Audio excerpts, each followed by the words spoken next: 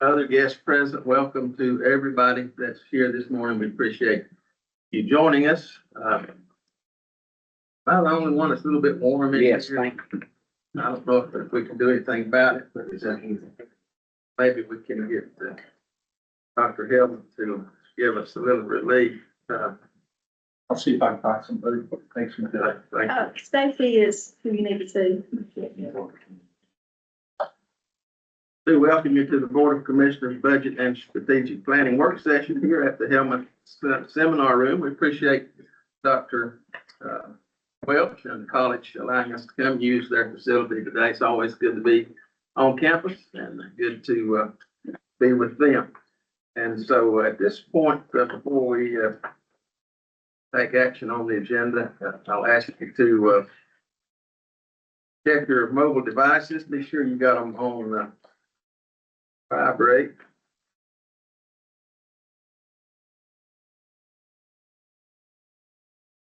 And I'll ask our manager, Mr. Epley, to maybe give us just a brief rundown of how the day is going to go, and then we'll get into our agenda. Thank you, Mr. Chairman. First, certainly excited to be here. Glad to see so much of our leadership team here. That's I think an important component is obviously they are responsible for carrying out the policy and the strategy that the Board of Commissioners is going to set today.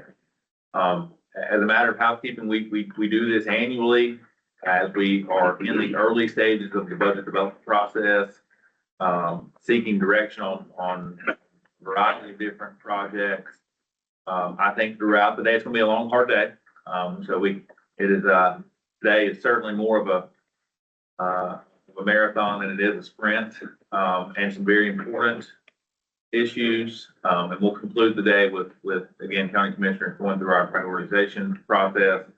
I think we've made significant advancement on your strategic plan in the last 12 months, and we'll update you on some of those projects. I think that we have some really exciting, outstanding news, some things that are trending in a really good way. And I also think we have some dynamic challenges that are going to require some innovative and really bold decisions. So the first thing on the agenda this morning, after assuming the board approves the agenda and we move forward, is an update on your public safety strategic plan. As a reminder, you all heard the infancy and the beginnings of that draft last year at this same meeting.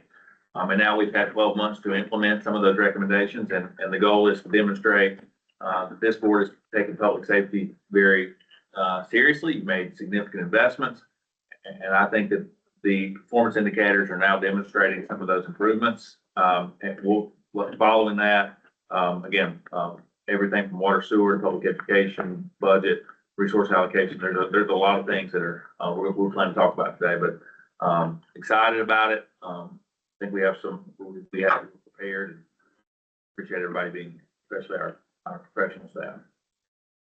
Thank you, Mr. Manager. Appreciate that. And I think we'll still have just a couple minutes to satisfy our retiring clerk who's want to flex her muscle this morning. Why don't we start right over here with Mr. Scalise, and let's have an introduction so that we maybe all know who's in the room. Ben? I'm Danny Scalise, the public health official for Burke County. Ashley Jarrett, the Assistant Health Director for Burke County Public Health. Jim Wilson, Library Director. Patrick Dickinson, Planner. Bradley Kirkley, the Planning Director. Alex Roning, Deputy HR Director. Mark Miller, the HR Director. Seth Barron, Social Services. Public Warner, the 911 Director. Holly Rose, 911 Administrator. Chris White, Deputy 911 Director. Robert Bishop, Chief Fireman. Roxanne Cowles, Senior Services Director. Keith Daniels, Employee Responsibility. Sandow, Strategy Performance. James Robinson, Director of Emergency Services. I'm Travis Mann, it's the only non-Burke County developer in Burke County. Carl Bearsworth, I'm the Workforce Housing Ambassador for Piston Brothers. So Travis pays me to go out and make sure that I'm reminding you how we can work together to make sure we have that. Leanne Branch, Soil and Water Director. Mike Sons from Burke County Sheriff. Corey Fisher, I'm the Director of Social Services. Mark Callahan, General Service Director. Cat Wright, Deputy Clerk. Pedro Woo! Randy Burns. Scott Black, IT Director. I'm Jeff Britton, Commissioner. Phil Smith. Brian Epley, I'm the manager here. Ron Barrier, Commissioner. Mike Stroud, Commissioner. Margaret Pierce, Deputy County Manager, Finance Director. All right, thank you to everybody for that.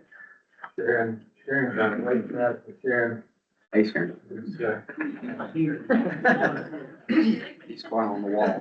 We see you. Fly, everyone care. Okay. Good to have each one of you present today. And, we are just still a couple minutes away. Madam Clerk, are you satisfied yet? Oh, are you Are you satisfied with the temperature in the ring? She's got it. She's working. Now, she was probably behind the temperature. We were warned that, while this room looks beautiful, it's been renovated recently, that it is a, 19-something building and with, Someone. old up work. Maybe we can open the window. All right, thank you very much. We're going to call this meeting to order, and I will entertain a motion to approve the agenda, gentlemen. Make the motion. All those in favor, signify by raising your hand. 5-0, thank you very much. We have a number of presentations today, and we'll try to move everything along as good as we can. I have had an opportunity to look through things, and a lot of good information. I think you'll be pleased with some of it, and I think you'll be challenged by some other parts of it. And so we look forward to all that. And at this time, I'll recognize our county manager to introduce the first group of speakers. Thank you, Mr. Chairman. The first thing on the agenda that we would like to provide our board an update with is again, a comprehensive division by division for the public safety strategic plan that was drafted in large part, the back part of 2023 and 2024. Again, presented to you all last year in March, and now following that 12 months of opportunity to implement. I think we've made significant improvement. Today's update is a matter of demonstrating that oftentimes, especially I've found in local government, there are feasibility studies, there are strategic planning efforts that are invested into, and they become office decorations or paperweight. And we want to be very purposeful in Burke County about seeking opportunities for improvement because we think that's what high performance is, but actually implementing those and doing it in a measurable way that provides clarity and accountability, and demonstrates to our board that when you make investments that you're getting a return, that it's an effective investment. So you'll hear from each of our public safety leaders. I think we are starting off with the sheriff's office. So I'm happy to invite Sheriff Banks Heinzman up to run through his presentation of what they've been working on, and then we can go through the rest of the team.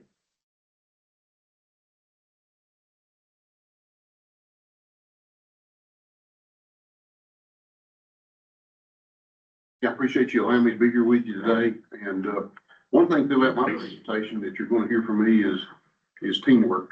And teamwork is not just the sheriff's office and other law enforcement agencies, but teamwork along with the county in general. The county manager, county offices, the county commissioners have helped us improve the sheriff's office just since I came into office, which was about 3 years ago. And you all have helped us make some significant improvements at the sheriff's office with staffing and equipment. And I think one of these slides will show that those things have worked for us. If you'll go to the next slide. Of course, this is just a picture that we had made and put in our office. We appreciate to have the money to be able to do that and put that out in our lobby so that our citizens could see who our sheriff's officers are. And I think this being able to put a face with a name for the general public to walk in that office. And in addition to a lot of the upgrades that our maintenance has helped us do, that's another one of those team things that's helped us do with the sheriff's office. We have made significant improvements in how our sheriff's office looked. Just 3 or 4 years ago, there was wallpaper hanging off the walls. The floors were cracked. really, I was kind of embarrassed to bring people into the sheriff's office. It was in that shape and, you know, we had our arms room where we keep our ammo and our weapons had a leak in the roof. We totes to catch water that was dripping into that room, and everybody knows anything about firearms. That does not mix well with those items in the arms room. So, Mark, I appreciate your staff helping us and with the improvement of the sheriff's office. Give the next slide. This is what we have: 103 full-time sworn positions under deputy sheriffs, civil process detectives, SROs, and then we have 48 full-time detention officers. And of course, those people take care of our inmates as people who are in our jail. Then we have 11 full-time support staff. That's administrative staff, people in the front office who process your concealed carry permits, those type of things, records checks, give citizens, help citizens with reports and things like that. Next slide. Because of the things that you did when I took office, we were about 16 deputies short, and about 26 detention officers short. And for a sheriff's office, with the staffing levels that I told you we had, to have that many vacancies and serving about 88,000 people in Burke County, covering about 511 square miles, you can imagine the challenges of that.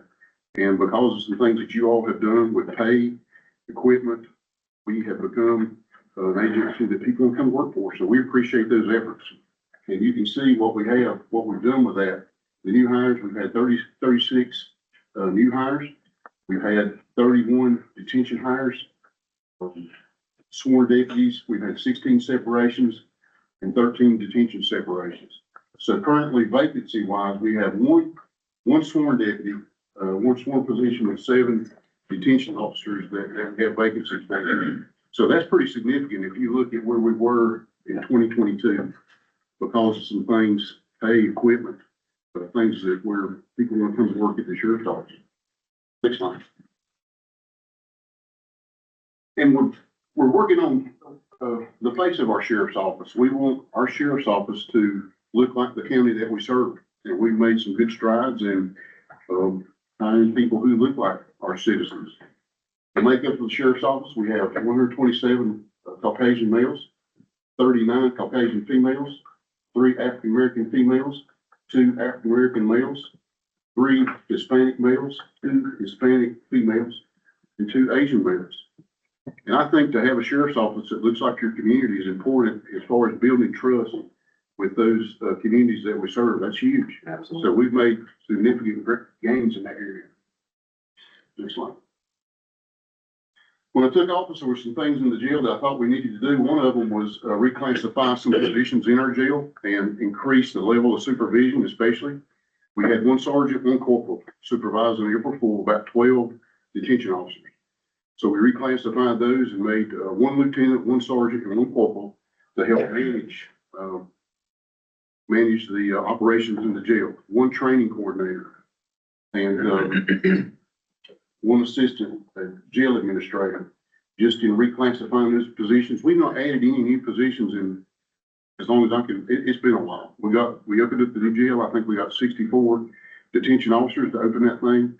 Other than staff in the jail where we thought we needed that staff, that's the only position we've added to the sheriff's office. So having some of those vacancies where we were able to reclassify those positions and spread those out throughout the sheriff's office to help significantly in even in our sworn side. So back up 1. We reclassified 10 of those detention positions because we had 26 when I took office. Remember, there was no way we could hire that many. We were needing officers to help respond to calls for service. Our ICAT cases, internet crimes against children, since COVID, those cases have exploded. I think it was people who were at home looking at whatever you can look at on the internet, and they have become addicted to pornography, child pornography. We have a detective. That's what she does, is work those cases against children, sex crimes. Those cases have exploded. We've asked and used for 1 of those positions to add additional help for those crimes. They have exploded, and I got to tip my hat to her. They work some of the worst of the worst cases. Those images that they have to look at, it's horrible. And then we will have two special enforcement team, deputies where they won't be answering calls. We can just put them out and send them to problem areas to address crime, drug sales, those type of issues. They will be there for us to send them and, try to make an impact on crime in those neighborhoods. Next slide. Here's some of the updates. Remember I told you in our conference room, we had, wallpaper falling off the walls. We dressed that up. We had a Mark Rash came and put some framing up on the walls. The wall of fame we put in there. Anytime we, give somebody like an award for, most weren't served, best response times, deputy of the year, detention officer of the year, we put those up there on that wall and put the justification letter underneath. So if anybody that comes to our sheriff's office, we can celebrate what our officers is doing and they can see that. We also have an accommodations wall to where if you get a letter of accommodation, we can read that at either the departmental meeting, full departmental meeting, or at shift change. And we celebrate that on the wall so everybody can see those things and celebrate our officers. But the appearance of that has made our deputies feel much better about the sheriff's office. So we appreciate you, Mark, and the work that you've done, that teamwork. It's like. One of the things that we had asked for in the 5-year plan was moving shelves for our evidence room. You can see that our evidence room right there.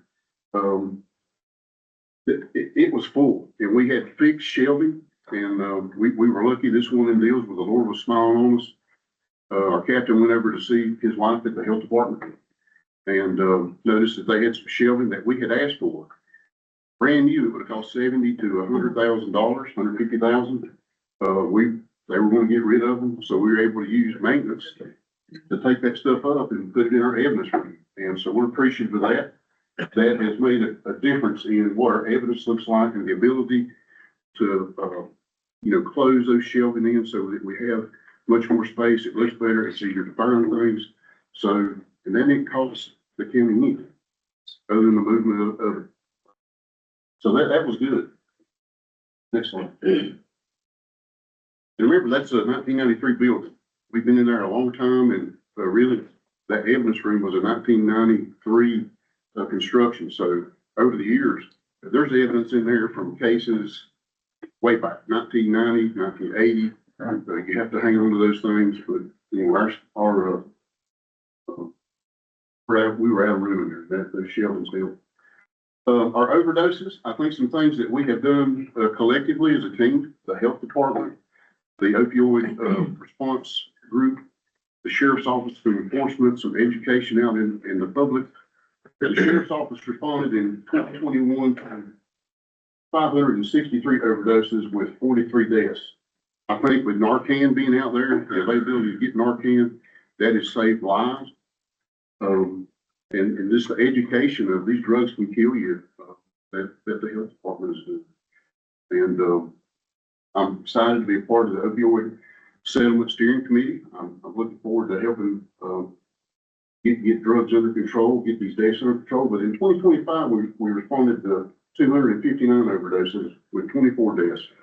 One is too many, and that's what we're striving for. But I think we've made some significant gains in that area, and still got a lot of work to do. But you can see how those numbers are coming down. And I think that that's from the education, the enforcement, targeting individuals who are trafficking, bringing that stuff in. I think it's a group effort that has helped us. Okay, next page. Narcotics. One thing to help us with narcotics investigations, we have one of our officers who is sworn with ATF so that we can take those traffickers, those dealers federally. He's able to take things into the federal system through the U.S. Attorney's Office. Depending on what the crime is, sometimes you get more crimes or more time, more punishment from the federal system than you do the state. So we try to work with both of those to make sure that we're trying to incapacitate these traffickers and dealers. So last year we had 5 cases to go through the federal system. We've charged 29 people with trafficking illegal substances in 2025. Next slide. Calls for service, the sheriff's office responded to 30,185 calls for service last year. And we ask for new cars every year, and this is the reason why our officers drove over 1 million miles, almost 1.5 million miles in that year. less traveling, that's answering a lot of calls, patrolling, moving people across the state to other prisons, mental health facilities, and, other jails for writs, to take them to court, bring them back. Next line. So those things that we talked about, I think it has made a significant, improvement in our crime, our overall crime. These numbers come from, Uniform Crime Report. We report these statistics to SBI. They send it up to the FBI. Anybody can go look at this site and see that these numbers are legit. You can see the part 1 crimes, those are your more serious crimes. The part 2 crimes are, the less serious. There are some serious crimes in there, but our part 1 crimes are down 17%. Part 2 crimes are down 6%. So that's pretty good. Next slide.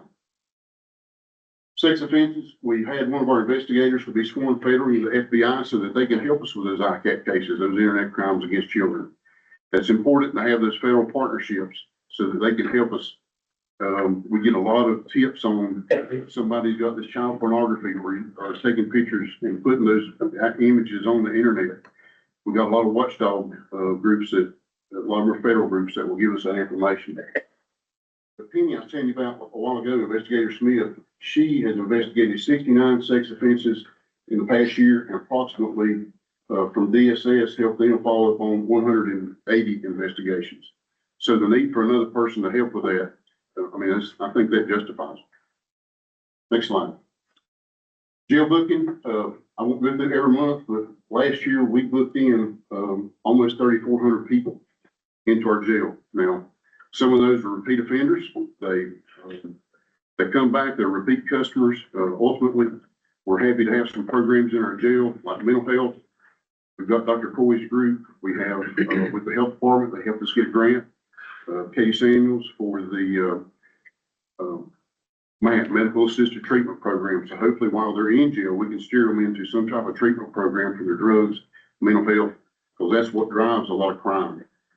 I don't have anything to back this up, but I would say 75–80% of our crime is directly related to drugs. They're either high when they commit a crime or they're committing crimes and able to get drugs.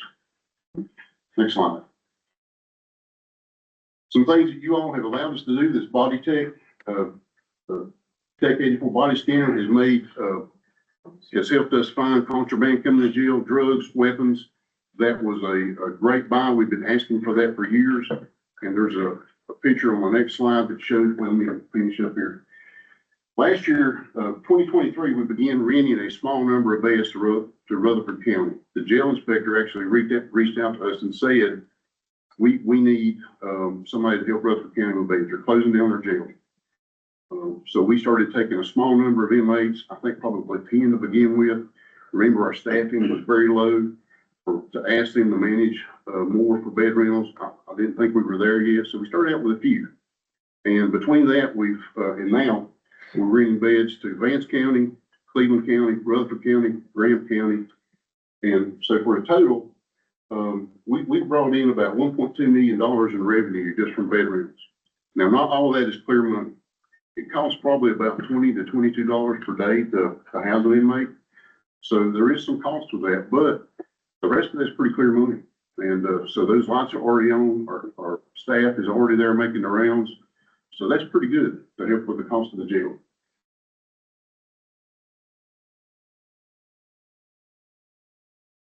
The guard one, we was able to get a new system, improve the system that we got. It helps our detention officers log digitally the work that they're doing versus going back and writing it down on some paper. Next slide. The WiseNet was a huge improvement. Our captain, Dylan Anderson, he's responsible for providing records request for, like if somebody comes to the jail for DWI, the attorneys automatically request that video of the breath test. And for him, he was spending hours and hours just downloading that video so that the attorneys, whenever they would subpoena that, it was unbelievable the amount of time that he was taken to do that. We're statutorily required to do that. And so this new system has made it much quicker and much easier to send that information to the attorneys and to other law enforcement agencies. So we're very appreciative of that. It really cut down the time that he was using, to do those. Of course, right there, it is $225,000. The health department, Katie Samuels, helped us get that grant for the MAP program. And, so we're very appreciative of that. Next slide. This is our Tech 84 body scanner. Works much like an X-ray machine. You walk in, it scans the body. You can see if there's contraband, weapons. We have found things, inside people. We got a suitcase, but they don't bring luggage in, so I'll leave that with you. But you'd be surprised what they will bring in. And a lot of the times it's drugs, dangerous drugs. We found a spoon in somebody, a metal spoon that they can make a weapon out of. So it's been a game changer for us. This line. That's what the image looks like. Well, of course, we've got some things blurred out there that, may have been disturbing some people, but these are stock. I got a phone call yesterday. They was asking me about that. But, these are stock images. These are not, this is from, Tech 84. This is not any inmate that comes through the Burke County Jail. We didn't do that. So they provided us some things that you all could look at, but that's what it looks like. And our staff can look at that and see if there's anything that they don't need to have in the jail. Next slide. But now nothing's 100%, nothing. Our state transport team, out of that, almost 1.5 million miles that we drove last year, transports to other prisons, jails, mental health facilities, 536 trips for about 92, almost 93,000 miles that our transport team's making. And, so we're hoping that, the state will improve this video, conference with, judges and be able to reduce some of that movement of inmates, but right now, we're doing the best we can. Next slide. Arrest made, 1,522 people, and we took 2,352, reports last year for various crimes. And all of those will be reflected in those part 1 and part 2 crimes. We got a grant, from the Governor's Crime Commission for the drone. We've been able to use that thing. That particular drone right there, we can fly that over the sheriff's office and dial into a tag over in Lowe's parking lot. It's that clear. You can't quite make out what the tag number is. But as far as being that far away and being able to see what's going on, it's helped us with, search warrants, surveillance, mass gathering, protests, things like that. We've been able to keep an eye on those things from afar. Crime scene documentation. We had one shooting last year that resulted in a homicide, and that crime scene was a half mile this way, a quarter mile down another road. So to have that drone to be able to document that entire crime scene for down the road in court was very beneficial. That small drone we got, we use that to clear houses. Was on the SWAT team for years and years. We would send people in there with a shield, officers in there. Now we can breach a door and send this thing in and clear pretty much most of the house without having to send people in there. So it's made things much safer for people. Go ahead. Why is technology important to us? We have some technology out there that helps give our deputies real-time alerts for like stolen vehicles, missing persons, wanted people. They're into a system. If they go past a particular spot, we are notified, and that has helped us recover $150,000 in stolen property. We've made 12 arrests. We've seized $75,000 in illegal narcotics, located runaway juveniles, and generated multiple investigative tips just from that technology that you all have allowed us to purchase. It's been a game changer. Like I said a while ago, why technology matters, 511 square miles. Burke County's huge. And we got about almost 89,000 people in Burke County, so that technology really helps us do our job. Okay, the Oscar 360, this has been a game changer with processing crime scenes. Go to the next slide, that way you can see what it is. And if you'll hit the play button. This crime scene camera, you can put that in the middle of your crime scene. It will do a 360 up and down. And afterwards, you run that in a program, and that thing will map out your crime scene with a blueprint. It will do closets, whatever. And that is huge. if an investigator goes back to look at the, like a picture or their pictures and they miss something, this thing allows them to go in and go down to this area, like maybe they missed something. They can take a picture and it adds to their photographs if they missed something. This thing's incredible. Next picture. That's what it looks like. You just set it down there and it just runs. Next one. Last year, we went to new, service handguns, went to the Glock model, G45. We used, $12,225 in trade, weapons that were awarded to us from the courts. Our trade-in value was $34,085. The total price was $98,000. This particular package with the holographic sight has helped our officers significantly when it comes to getting on target quicker. The rounds, the targets that our instructors are grading have become much tighter. They're on target much quicker. It has really helped our officers in as far as accuracy and target identification. This slide. Body cameras were huge. We've been asking for those over and over. And one thing I heard when I was running for sheriff was, why don't y'all have body cameras? So we've been asking for them for 5 years. Never got them. Things that you all had done to help us get those things is significant. Our complaints on officers have went down. You can see when you go back and review body camera footage, you can see they're looking and they see that red light beeping. They know that what these officers are doing and saying is recorded, and that has significantly reduced our complaints on officers. And you cannot, it's hard to refute video evidence, so we are so appreciative of that. That's not. Last thing I'll leave you with is the sheriff's staff. We are so appreciative of that. That allows us to get information out on our concealed handgun permits, jail information, wanted persons, sexual offenders, where they are in your neighborhood. If you don't have that thing, I won't go through all that because I know we're running a long time. That QR code, scan that in, put that on your phone. It is so informational. And that's it. That's all I got. Any questions? Sheriff, I noticed you had lots of arrests, but unless I'm missing something, the charges seemed awful low compared to those arrests. What is it? The charges versus the arrest? The arrest can be a warrant for arrest. Like, if you and I get in a fight and you beat me to the magistrate's office and take out a warrant on me, that's an arrest. Does that make sense? And you could have taken 3 or 4 charges out on me. So those charges could be one arrest. Like if our detectives investigate cases and they're charging somebody with 34 break-ins, there's a lot of charges there, but really one arrest.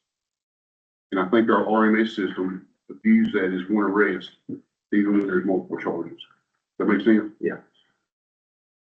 Sheriff, the one, I'm just curious, the 1.2 million in the jail bed rental, where does that money go? Since it's kind of unexpected, I It guess. goes to finance. So that it goes back to our cost savings of the county. That's correct. It goes to pay for the jail. And one thing you gotta remember is, like I said, one thing that we're going to ask for some additional money this year is the cost to feed those inmates. So it's not clear, we charge $75 a day per inmate for counties that don't touch us, $65 a day for counties that do touch us. That's kind of a gentleman's agreement, or gentle ladies agreement in this area, so that, we're all on the same sheet of music. In other words, somebody isn't trying to, we do have an agreement on counties that don't touch us. Remember that $22 a day is basically the meals and maybe the water, something like that.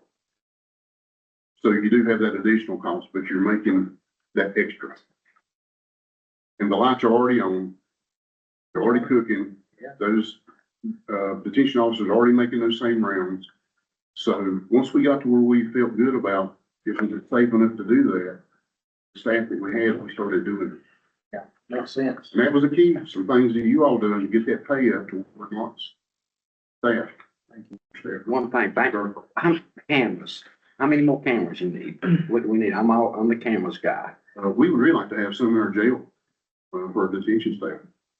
there's like 400 some, cameras in there already, but to have one on your person so that people can see exactly what you're seeing. What about in the field? You know, All of our patrol deputies have them. no, I'm talking about like, don't we have new cameras in the field for like the roads and stuff like that that help track cars that are amber alerts, stuff like Yes. that? As a matter of fact, the paper did a very good story on it, last year. They're called flock cameras. And, that new technology that was talking about, that's what's doing it, that $150,000 recovered property. Two of those were two stolen semi trucks. Do we need more of those? We'd like to have some more. Okay, that's what I'm talking. And I'd be, okay. Thank you. If I got any other questions, I'm sorry if it's so long.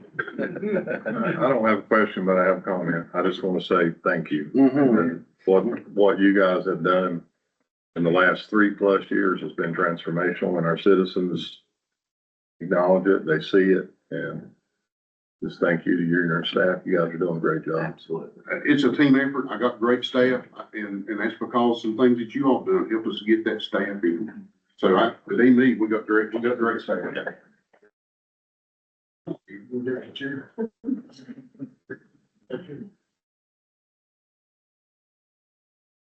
Just wanted to keep going. Yes, sir. Thank you, Mr. Sheriff. And 911 is next. This is as a key up to the rest of the team here. I think that it's important. I mentioned, that, you know, public safety has been a part of your strategic plan since 2023 when it was originally drafted. We've made some significant improvements, since that all came, to be, really even before the strategic planning process. And as I mentioned earlier, there's been over 30%. I mean, you're talking almost, $7.5 million a year of additional investment, in the budget process to the 5 functions of public safety. So, I think that is the emphasis that we wanted to point out. Not the sheriff mentioned, significant vacancy rate in detention officers and patrol deputies when he took office. But that was really across the entire public safety, spectrum. So this is showing in 2023, there was 17% of all positions allocated to one of these 5 functions of public safety were 1 in 5. Basically, were unfilled. And there's not only significant performance impact from that, there's significant cost because, as you know, public safety has minimum staffing requirements, and when a position's open, you're asking people to work overtime, and you're paying 50% higher labor rates per hour, and you're also burning people out, and that kind of churns the workload and the culture and all of those type things. So I would dare say that if you compare Burke County to any county in the state, certainly in the region, say that you have a 4.5% vacancy rate across all 5 functions of public safety, there's nobody touching it. That's as good as it gets. All right. We like to hear, baby. So this is just, Mr. Sheriff touched on some of it, but looking at patrol staffing, and this is kind of hard to see, but we made significant improvements, most of, not by adding any new positions, just by strategic leadership from the sheriff's office and utilizing those positions in the best way. And I think, you know, I just wanted to kind of point out before, and I think Chris and Heather are going to come up, and we're going to start with 911. We'll just kind of roll through the fire marshal's office and the emergency services after that. But significant investment, significant return, and now I think each of them are going to follow the sheriff's lead and try to point out specifically what the recommendations from the public safety strategic plan were and how they implemented that. So you guys come up and go through. But before they come up.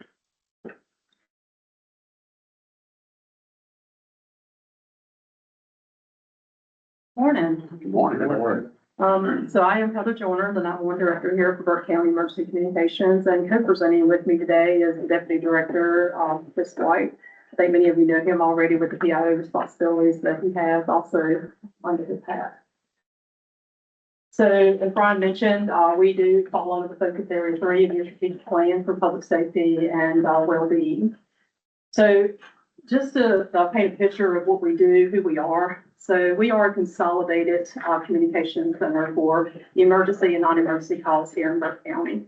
Our agency is a 24/7, 365 operation, and we are staffed Monday through Friday, weekends, holidays, nights, events, disasters, you name it, we're there to take those calls.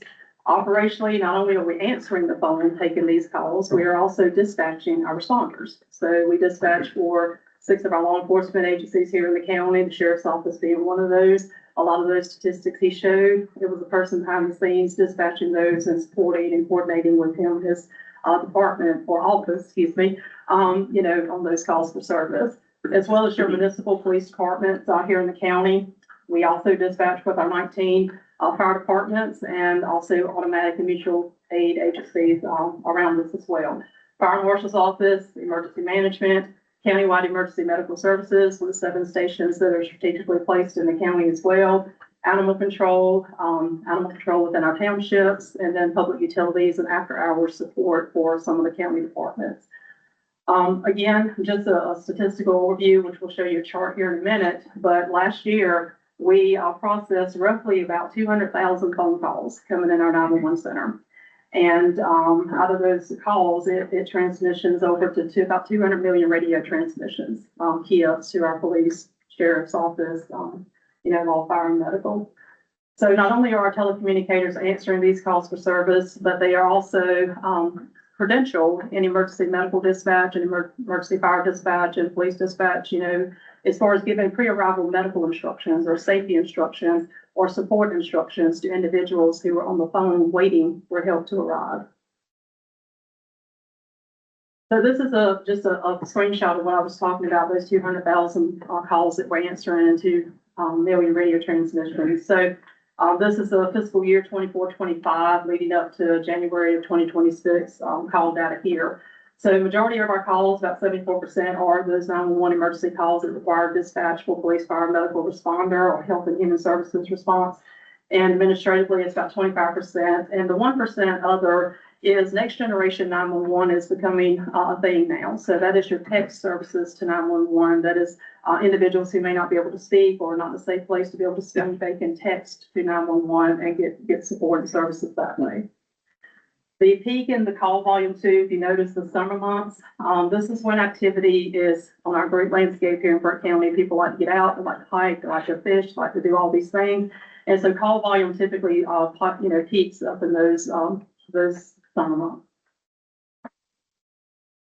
So when I joined Burke County, I had about 25 years of experience working in 911 public safety from the eastern side of the state. So relocating here to the western side in November of 2022. And it was an inheritance of a lot of challenges that the county was going under with the 911 center at that time.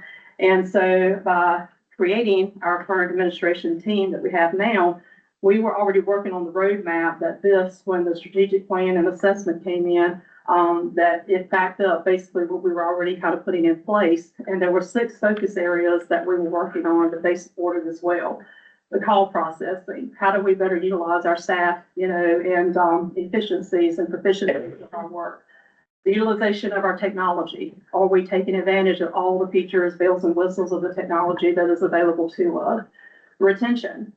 When I joined Burke County, we were about 69%, understaffed, basically. We only had, and I think Chris is going to allude to this in his section, but we had a lot of vacancies, when I came, and it takes 12 to 18 months to train a telecommunicator to be independent in this work. So that was a challenge. Strengthening our quality and training and our quality assurance, because there was no quality assurance, because we barely had people in the seats to answer the calls at that time.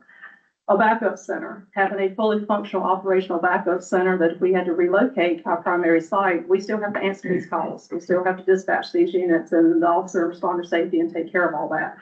And then our relationships. When I joined Burke County, the challenge was there was no trust with our service agencies, and we had to rebuild that trust and those relationships and networking in that respect. So in order to know kind of where we're going on this roadmap or strategic plan, we thought it might be beneficial for you to really hear the full picture of where we came from. So we went from a survival place in our center to now more sustainability, and now we're getting more into operationally. So this again goes along with our improvement plan. Chris?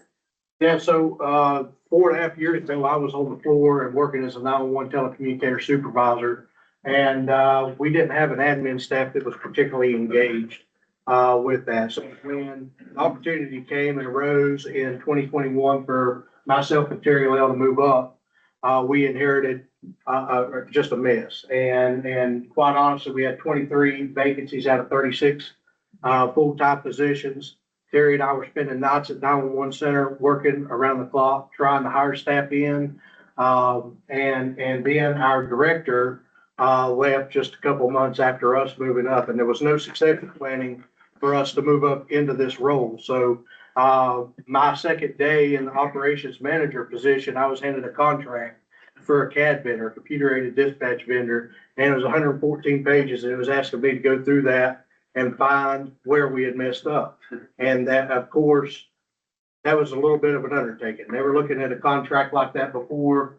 And not well, but I did know that CAD program that we were 2 days with going live to could not send a fire truck across the road from Morgan Station 2 to a wedding venue if somebody went into cardiac arrest. And I was unwilling, myself and Terry were unwilling to sign off on that and stop the project in its tracks. And then Heather came in thankfully and helped us through, the litigation with Brian and our county attorney with that. So, there was no structured CTO program. We were bringing people in. We were in survival mode. Terry and I were working the floor. We were trying to maintain the, running of the 911 center. So there was no time to train anybody. You'd bring them in, you'd interview them, you say, hey, great, you got a heartbeat, let's put you in a seat. And, a lot of people think that you could come into this job and you watch television, 90% of it, but that's not what it is. You're answering a phone, you're talking on a radio, you're trying to multitask and trying to get resource requests handled, not only for the county, but sometimes if the sheriff needs it or emergency services and James needs it, or Bishop needs it from across the state, and that. So there's no formal onboarding program with training, with an internal academy, nothing like that existed. Fast forward to, where we're at now. Our CAD, we were only using 40% of it, our current computer aided dispatch that actually went live in 2004. And I started in emergency services in 1998. In 2004, when I was at public safety, we went to the One Solution CAD and, started using it there. So, we were only using it to about 40% of its versatility. So, it was important that we get that up and implemented. And in doing so, I'll go to the next slide. In doing so, I'll hit this, it was a little bit, the graph. So, hit the graph. So in doing so and taking our CAD to that level, but not only investing in our CAD system and what technology was already in place, but investing in our people and what our board has allowed us to do to maintain and hold on to our people, just like the sheriff was speaking with his folks. We reduced the call volume. We reduced the dispatch delay with our call volume. So the dispatch delay, you can see it really correlates with staffing. When in 2024, we were stabilizing, but we didn't have the right people in the right seats. And we did start having some more turnover there. We started pressing that accelerator harder to bring our agency up to the standard where we needed it to be. And we saw our dispatch delay times go back up. But then we had a strategic investment in our CAD program, where we started working with International Academies of Dispatch. And we actually were able to fast track some of those high priority calls and brought down the dispatch delay time. And this graph shows down to 1.6 minutes, which the national average is a minute and a half. It's supposed to be a minute and a half. I can tell you what we were looking at just the other day. For the last 6 months, we're down to around 45 seconds from the time the call taker takes the call to it going out the door, getting the wheels rolling with the emergency services function. So I'm very proud of that, and I'm proud of our people, and we've got the right people in the right seats now. But we've also changed the culture of 911. 911 as a whole across the entire nation is a very negative culture. You're dealing with people's worst moments of their lives at the worst times, 100% of your job, and it's a 12-hour shift. It's grueling. You're there more than you are with your family. So it's kind of a dog-eat-dog world. And so changing a culture where admin is present and in there and having conversations with our telecommunicators and working and guiding them through it, our supervisor leadership now stepping up and taking on their roles in guiding those telecommunicators through the processes quicker, is all helping. So Heather's gonna talk about this in a minute. We are advancing our backup center planning, including a relocation review with fiber connectivity. If you remember Hurricane Helene, we lost 911 services when Hunting Creek came up and washed the last mile of service out. Now there's 911 fiber connectivity coming from the north and the south end to make us more redundant. But not only that, we've also got cell phone infrastructure to where we wouldn't lose 911 again. But if we did, none of those 911 calls went unanswered. They just rolled to Catawba County. We had to send people down there. Now we're better ready to handle those calls if that situation arises again. So, again, majority of our work is human beings processing emotions, trauma, dealing with the causal service. And sometimes your best technical telecommunicator finds themselves in a supervisory role that they're not prepared for. Because there's a big difference between an operational technical side of the house versus a management of people. And how do we have these difficult conversations when performance is not where it needs to be, and just building those skill sets and working in the 5 categories of knowledge, skills, resources, support, and willingness of our people. So leadership development and work stability was another focus that we had in this. Like Chris said, we put people in these seats, but without proper succession planning, it creates gaps. And we recognize that. And so we started strengthening our frontline leadership by investing in them and their knowledge base and building skill sets to have these challenging discussions. And also by sustainability of our retention of our people right now, we're able to put focus more on supervisory functions for our frontline supervisors, because before they were working supervisors, and now we're kind of changing that scope a little bit to where they're now majority supervising and still working, but not as a telecommunicator like a full scope. We launched Internal Telecommunicator Academy. One of the things is, like Chris said, you hire a person with a pulse and you throw them in the deep end and expect them to sink or swim. That's really what it was. And so we had to create structure, because structure determines behavior and the growth of telecommunicators. So we completed our 6th Internal Telecommunicator Academy. And because of that academy, we're setting our people up for success before they get into the live environment. And that is helping to retain our people. Which leads into performance management and coaching with our team members, because they're going to make mistakes. They're human beings, they're processing a lot. They have 2 seconds or milliseconds to make quick, fast decisions for officer dispatch, response, and safety. And also succession planning. We are developing our people, but we're also identifying those early leadership components in our staff, because every team member brings a unique flavor and value to our team.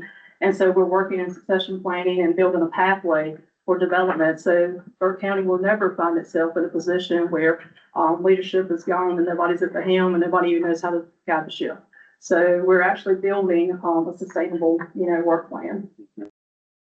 Also in this development, when I got here, I've learned early on in my career, your best partner is not only within the public safety family, but it's also within your educational institutes too. And so I've always had strong relationships with our county school systems and the college, because we have to have the next generation, legacy of telecommunicators coming in, and we have to create a career pathway for them to get there. That has never existed. And so you hear about being a law enforcement officer, you hear about firefighter, you hear about, all these things, but telecommunicators never been seen as a career. And so by doing a career a year telecommunicator program, I went to the local community college here, Western Piedmont, and we started a relationship of building training and in-service. And they were the ones that saw the vision to allow us to pilot the Internal Telecommunicator Academy, which is sustaining. And so we are now going to be launching, and we believe this is the first in the country of its kind, but we are launching a career pathway from our high school into college for a career pathway from high school to a career. And in doing so, this is where our backup center comes into the conversation as well, because there is nowhere in this country that a telecommunicator is getting trained on live actual workflows of call take. It's all simulation. And so by relocating our backup center here to the campus, we're not only utilizing it for full function long-term backup, but we're also utilizing it for these students who are actually going to get skills training on real equipment and responses to that.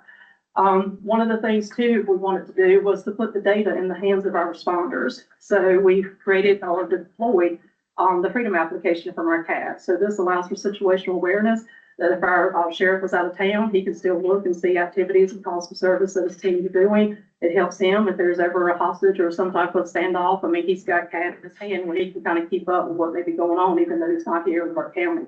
And we provided that, to all of our police, fire, medical, responders here.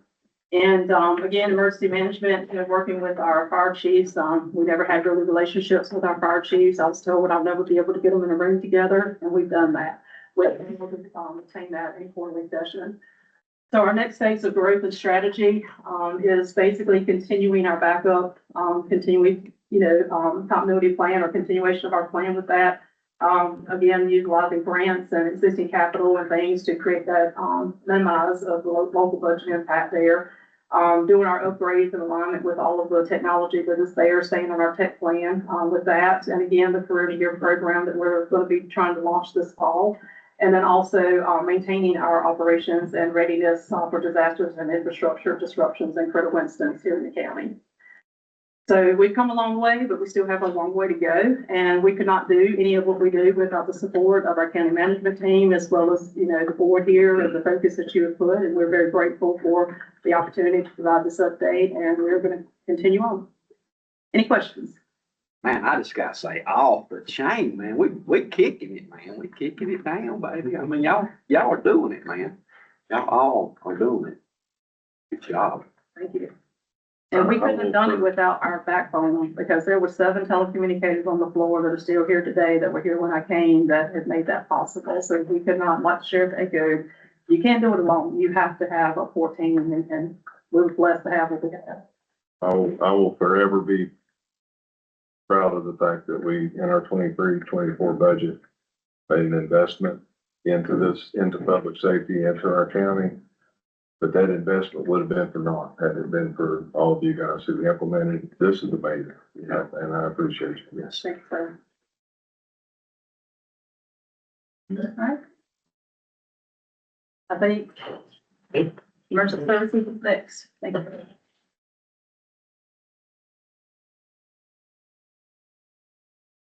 Morning, everybody. Morning, You all know me. I appreciate the opportunity to give you a little bit of strategic update as to where we are, where we're going, and how much you guys have supported us with this strategic plan, because without your support, we would not have been able to make the changes that we've made in this last year, and I couldn't be more proud of where they are. We are 2 departments now, emergency services. The fire marshal's office has separated from emergency management, and that absorbed over on emergency services with the emergency medical services side of things. We like to say in the rescue world, every rescue is a component of what? Somebody dialing 911 for a medical emergency. Now, they may not be hurt in that moment, but what's going to happen if somebody doesn't go and assist them? So emergency management aligns really well with emergency medical services for protecting lives, coordinating multi-agency responses, because we have a lot of those in the rescue side of things, maintaining our emergency operations plan, which has been huge for the county. We've updated that, and that is now current. We are working on our COOP plan. So within a year, our hope is to have the COOP plan up to 100%. Hazard mitigation, so recognizing where we have areas of weakness and working on those things. Of course, public information and education is a big one that I'm proud that the team has been able to move through. And we've actually invested a lot of time, and you're gonna hear that in just a minute. Here's a map of Burke County that's broke up into our 7 geographical base locations. Now, those are divided down based on some populace, call volume, as well as locations of what we've got going on. Burke County has a large amount of public access lands. So some of our areas look like well, why is it twice the size of another area? Well, population density in those particular areas obviously has to play an effect on where we place this. One thing that you will note is all of our bases align with or have some response component, with the exception of Station 6, to the interstate. I-40 is a huge generator of call volume, and quite often Station 6, which is down here in our South Mountains, George Hildebrand area, ends up in the interstate, going down George Hildebrand School Road. Anybody who lives on that has definitely seen them go through there. You can tell that per square miles per base, we're the second in the area. So we've got large geographical locations for the number of bases that we've got and what that response plan looks like. So goal one, according to the strategic plan, was our internal engagement. When I came here in September of 24, we had a very difficult culture with a lot of turnover. We had a lot of positions that were wide open. And the positions that weren't wide open were also filled with individuals that were not necessarily trained to the highest standard. We didn't have a good working relationship with the community college system. We did not have our EMS Academy in full swing with representation being held in that. And that was creating a lot of problems. Since then, I'm happy to say that we do have a great outstanding relationship now. We have an EMS Academy. We've got a field training officer program to help with employees that are on shift, making sure that they have the resources that they need to be able to respond to any call that somebody picks up the phone and dials 911 for. Career satisfaction was the second goal that was outlined in our strategic plan. One of the things that when you come to work makes you satisfied is knowing and understanding exactly what your job is. If that changes every single day that you come to work, you generally don't find yourself very satisfied. You find yourself constantly chasing the ball, trying to understand what's going on. So in order to realign and increase that satisfaction, I took a ginormous risk and said, guys, we're going back to 100% of the basics. And when I walked into the room and I said to our EMS supervisors, here's your EMS system plan. And this was established in 2022, right? The last one that was updated, and I handed it to all of them. They went, wow, we're going to start here. And that's where we did. Now, I'm happy to announce that we have 0 positions.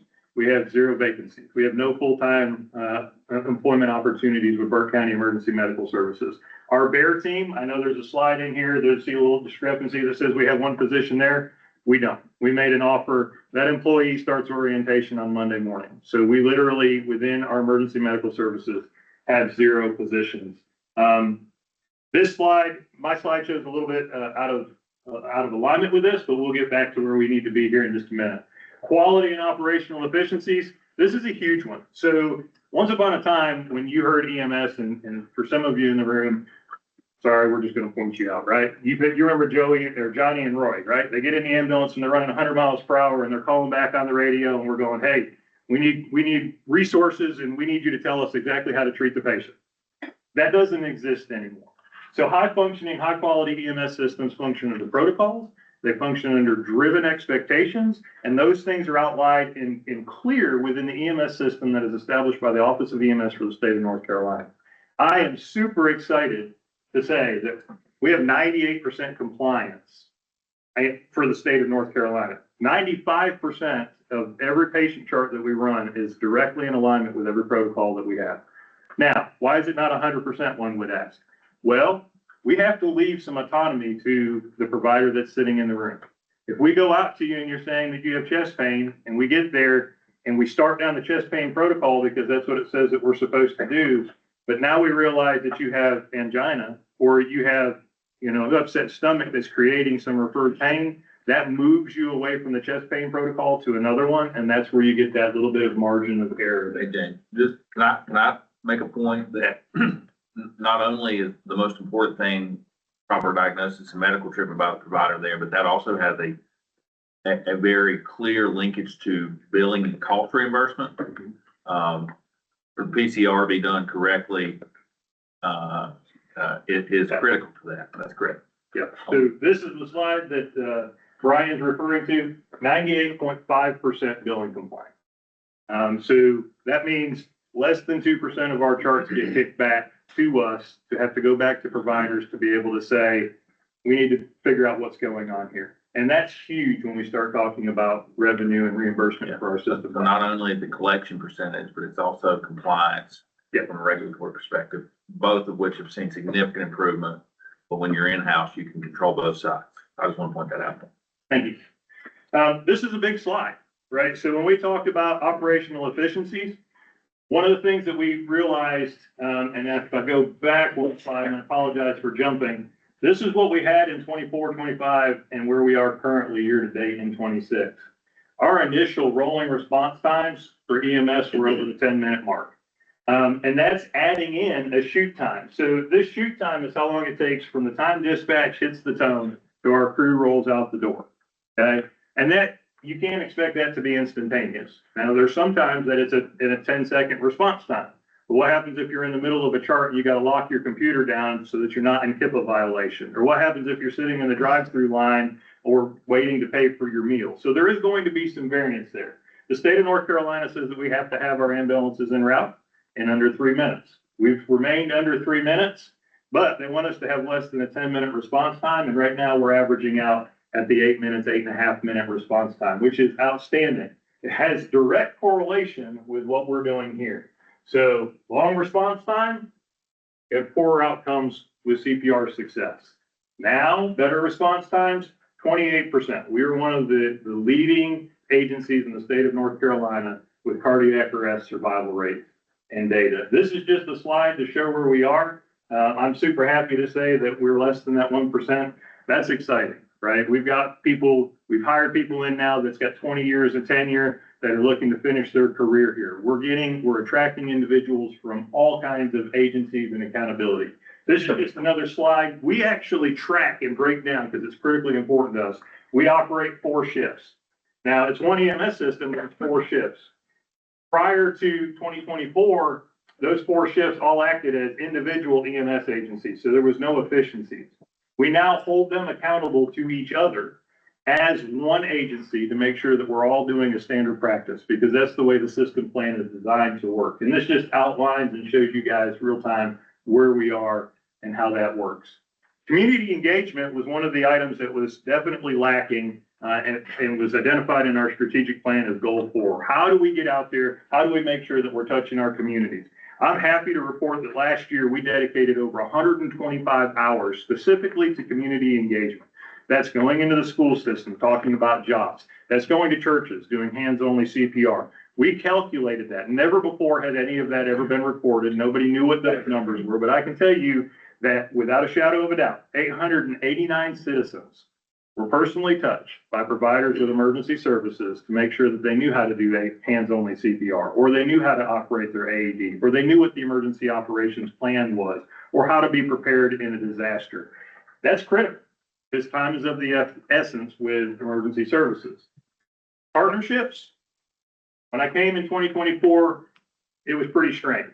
Partners did not have a lot of confidence in us, in what our response was going to look like. If they came to us with questions, concerns, operationally or otherwise, they tend to fall on deaf ears, or they didn't get any feedback as to what the fix to those things are. Now, I've got great working relationships across the board. Every agency that's sitting in here, I talk to probably once a week. Not just them, but the community college system. I've already outlined our EMS Academy. We continue to grow that. That has helped us to go fully staffed. That's taking somebody that has 0 EMS experience and putting them all the way through to a paramedic program and a graduate of that program. We just had 3. Thanks for the paper for putting in the pictures for those folks. But we just had 3 that graduated that program, and people are like, well, that's awful low numbers for EMS programs. The attrition for EMS programs is over 50%. 10 people start, less than 5 people are going to actually graduate. This is difficult. This is not a field that you go into and think, this is easy. This is dealing with people's lives every single day. So these strategic partnerships are huge. We meet quarterly with UNC facilities to make sure that we're meeting their expectations, and all of our regional partners. So the hospitals in Winston-Salem, the hospitals in Charlotte, Asheville, we meet with them on a quarterly basis as well to talk and make sure that they know what we're capable of and the patients that we're transporting, how to get those reports back, because we are part of the care continuum for every single one of those. This is an important one for me. Where do we go in the future? I'm very happy with what you guys have done to support us. I'm super excited and working with the manager to be able to figure out where do we go moving forward. We've got an aging fleet. We've got a lot of stuff in our fleet that's multiple years old, and we continue to keep it operational. But how do we rejuvenate? If you talk about longevity of teammates and how do you engage and keep people happy in your system, part of that goes with technology. They want to know that they're working with stuff that's maybe state of the art or maybe really close to that. What's the new ventilator that everybody's using? We were using ventilators prior to that were very old, that did not have certain settings in them to help ventilate you if you had things like ARDS, adult respiratory distress syndrome. But now we've got ventilators that we can manipulate the settings on that actually work with that, or cardiac monitors, things of that nature. So where we go, what the future looks like, that's in y'all's hands, and we appreciate the work that we can do with you to provide you the information that you need to make sure that we continue to move forward. And lastly, emergency management. So, you know, it's very easy to talk about emergency management, and if you've heard me speak at other venues with it, you hear me refer to it as the insurance policy. Nobody likes to pay car insurance. Like, it's one of those things that you pay all this money in, and then the first time you use it, they drop your coverage, or else they raise your rate, or whatever the case may be.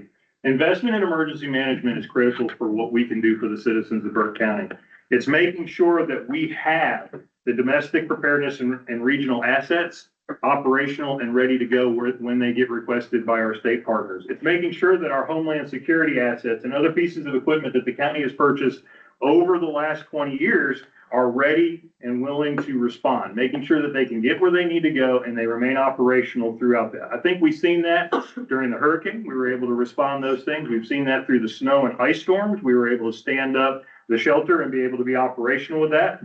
We also have streamlined what our hazmat reporting, our tier 2 reporting program looks like. That's now all centralized. It's coming into one repository so that we can track that. And we know exactly. Right now, I can tell you that the 13 companies that have not done their tier 2 reporting, and the deadline was a week and a half ago, right? So we sent that email out to follow up with them to say, are you still in business? What is your hazardous materials component that you bring into our community so that we can better understand how to protect our community? And then the off the chart log of SAR events, right? So we love our public access lands, but they come with a response. They come with the responsibility of making sure that if somebody gets hurt, somebody gets lost, any form of distress, they activate the 911 system. We have a duty to act. We have the response component of that ready to respond and go see those. So I'm happy to answer any questions that anybody may have. I was pretty short and sweet, trying to stay on task, but anything that you have, I'm happy to answer. Yeah, I would like to know something. How are we gonna innovate? We think, how do we, with people coming into our county and getting lost, and it's taxing us, going in, what do we do to kind of prevent that or help that? I mean, I know people are coming to visit, liking the gorge and stuff like that. Yep. But I mean, God. I think one of the biggest things that we do right now, and we do it well, and PIO's office stays very busy with this, is constantly hitting out those Facebook feeds or those social media outlets, the areas of popular components or connection, to say, if you're going in there, be prepared. If you're going to do this, make sure that you're ready for the environment that you're in. Well, how do we educate people before knowing, hey man, you get lost, this is gonna cost us $1 million or whatever, how do we, I mean, I don't want to, am I asking a dumb question? No, and it goes back to personal responsibility. So the people that do this, and I'll use myself as an example, right? I love to rock climb. I have done everything that I can to make sure that I'm prepared when I go out on rock. And it's not to say that tomorrow I couldn't take a long fall and break a leg and have to be rescued myself, but I'm very strategic about what I do. I realize that every step that I take off from blacktop puts me one step further into harm's way. Right? And not necessarily in a bad way, because that's what I'm doing it for. We've grown a culture, and COVID did this of let's get out there and let's do this, and I'm entitled to do this, and somebody's going to come and get me. And until that culture shifts back and says, I need to be personally responsible for myself and be prepared for the environment I'm in, that all comes through education. And we're doing the best we can to get it out there. But until people take that personal accountability for themselves to say, hey, I really don't want you to come out and rescue me, Commissioner, right? And Commissioner Barry and I were talking about this the other day. He says, I'm going out and I'm going to see the daffodils. If I get hurt, I'm not calling 911, right? And he meant that in a joking way. It's not that he doesn't want us, but he takes personal responsibility to say, I realize where I'm going and I realize what it takes to get myself back out of there. And if I need it, I know it's there, but I'm going to do everything that I can in the front end to make sure that I don't need it. I'll add, Commissioner, and I think we have some direct time later in the day to talk about this exact issue. I think your point's well made. There has to be education about what is prepared, and we have the 10 essentials, and we try to promote that.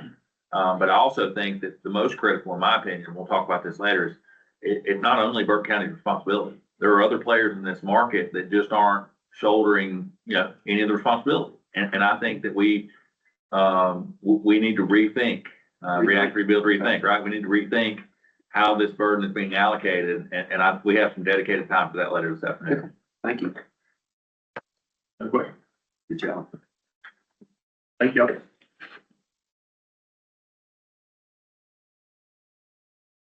All right, that, Got one more. got one more? Yeah.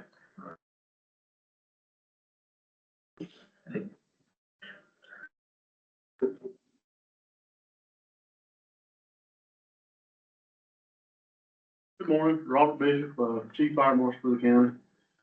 Just a little bit of background, this month will be my year since, taking over administration for the office. So we'll run down the office, we're a smaller department, 4 folks, one of those is a FTE that was recommended during the study.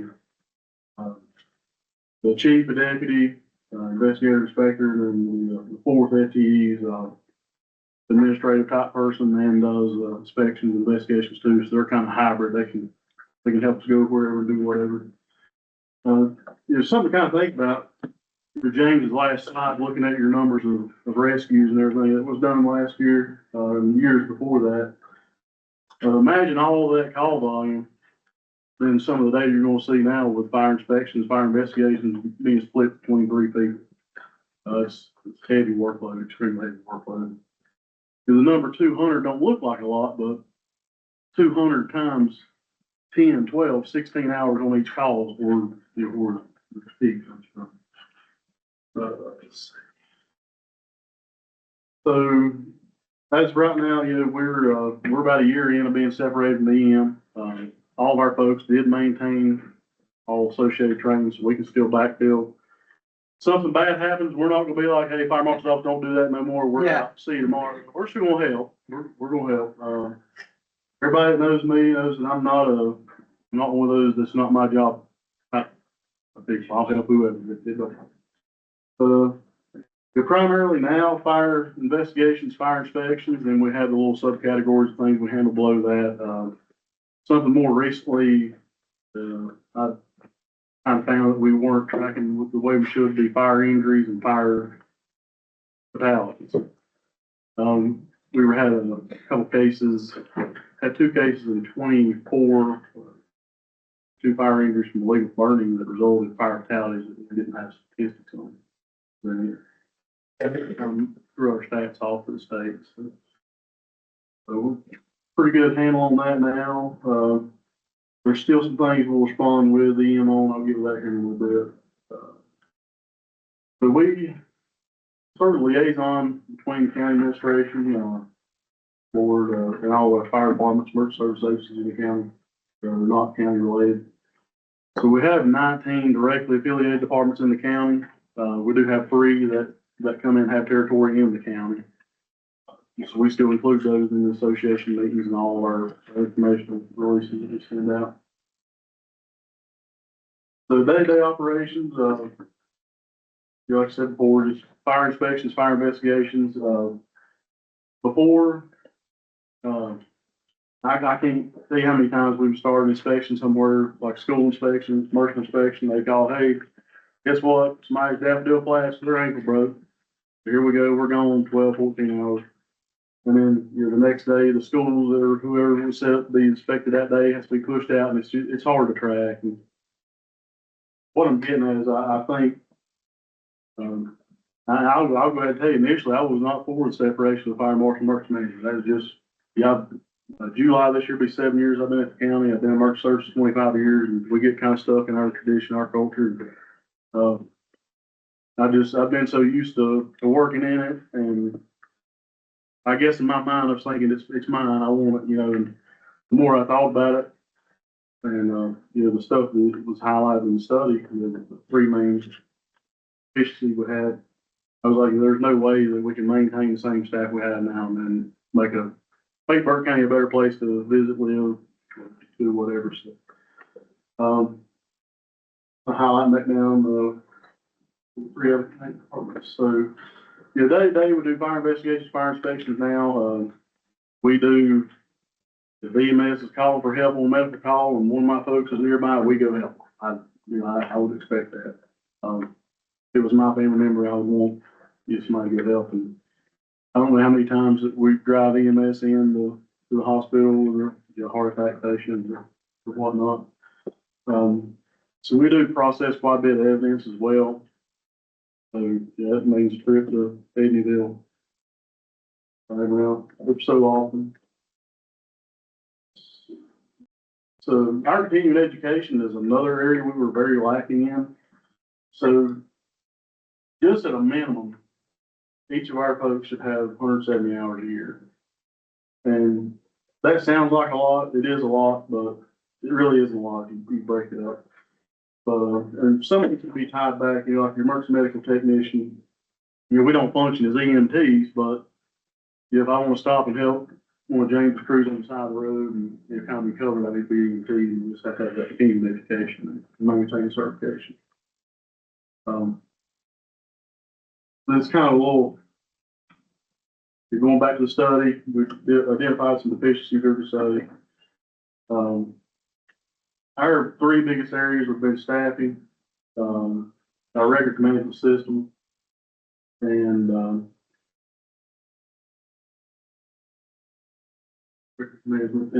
our incorporation of both divisions, fire marshal, emergency management. So ultimately, at the end of it, we've established the Office of the Fire Marshal, which is a standalone department, increased full-time employees from 3 to 4. And we have implemented what I would consider state-of-the-art records management system compared to what we were using.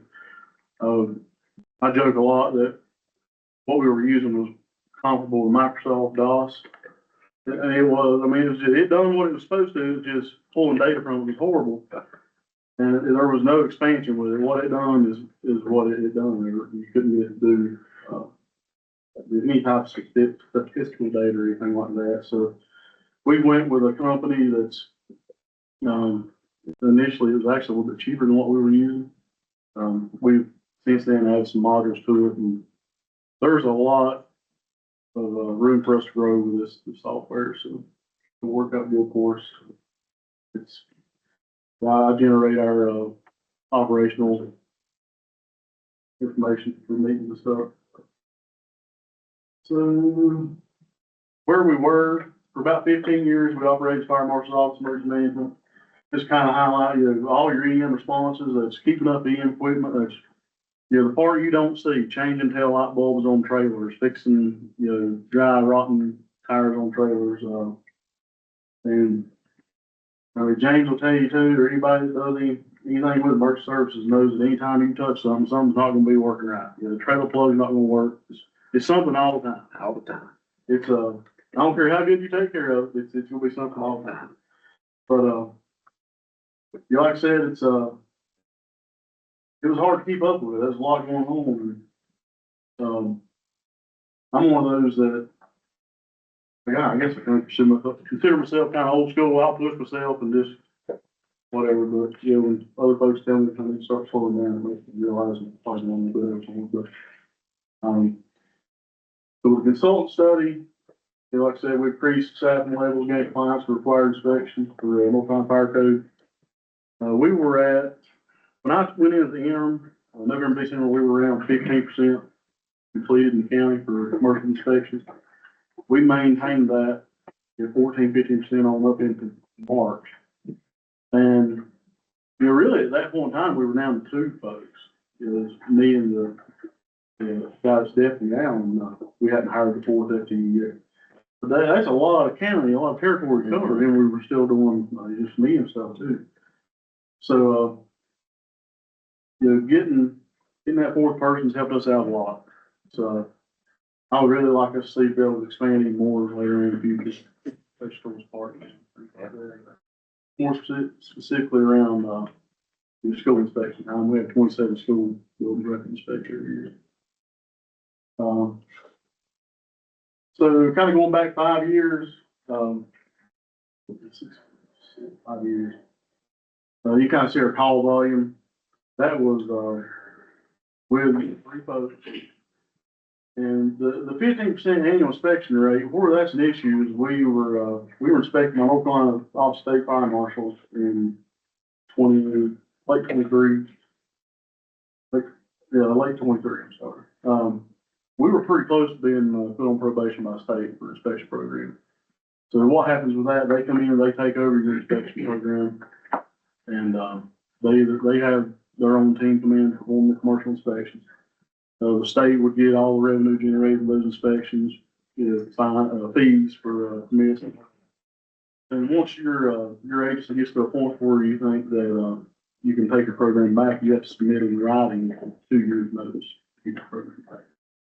So to go from 15%, almost 65% today, I think is amazing for our folks. And that's not fully staffed the entire time either. But, I'm really tickled to death with that. Something else I've done is, started like a QA program. Every 3 months, I'm gonna start going out and making contact with 2 places that's been inspected by our folks and just do a little general, hey, how knowledgeable were they? You know, the answering questions you had, just for QA on to it. So, now, after the division, we're mainly on all the fire stuff. There is some things with your response with EM or EMS, mass casualty, incidents, hazmat. Fire code could tie them in, but the way this is split up now here is pretty much how it'll be. Emergency responses by combination division 21 through 25. You'll see it says FM year to date. So this is dispatch calls just for this year, and we're at 97.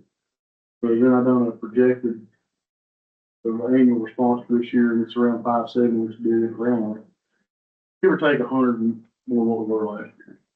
And this is not factoring in responses. It's just, we've had a busy year this year, and it seems like it's going to trend that way. So that's it. Any questions? I just have a comment. I was thinking about you self-reflecting on, saying, hey, this isn't my, like we've got to help the citizens of Burke County. And I just want to comment that oftentimes in leadership, we can become that way. And as I've watched this culture shift in the county, one thing that's not talked about a lot in leadership is humility. And I'm seeing that change, and I appreciate your self-reflection there and working to do what's best for everybody. Yeah, like I said, I consider myself a hard worker, very passionate about what I do. I'm proud to tell people I work for. I've got a laser sticker on about everything I own, I think. So it's even on my pen, I'd say.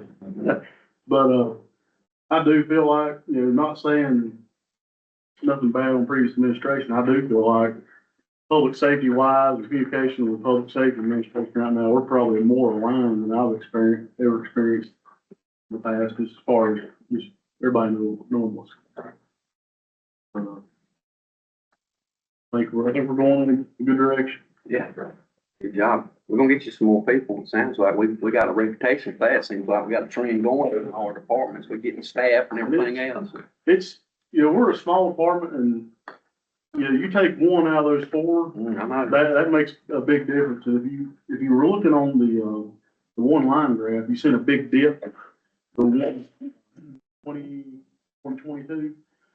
So that made a difference in 300 and X amount of inspections that year. That was a year that I had a gallbladder emergency, and I was out of work 3.5 months.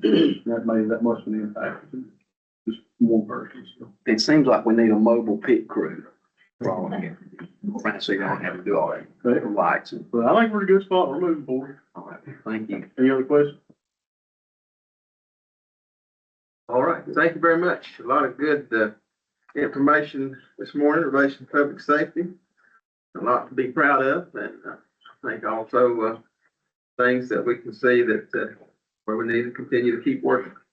So thanks to all you guys for your presentation. I'm gonna give you about 4 minutes, and we're gonna start back at 10:20. Okay? Let's make it 10:25.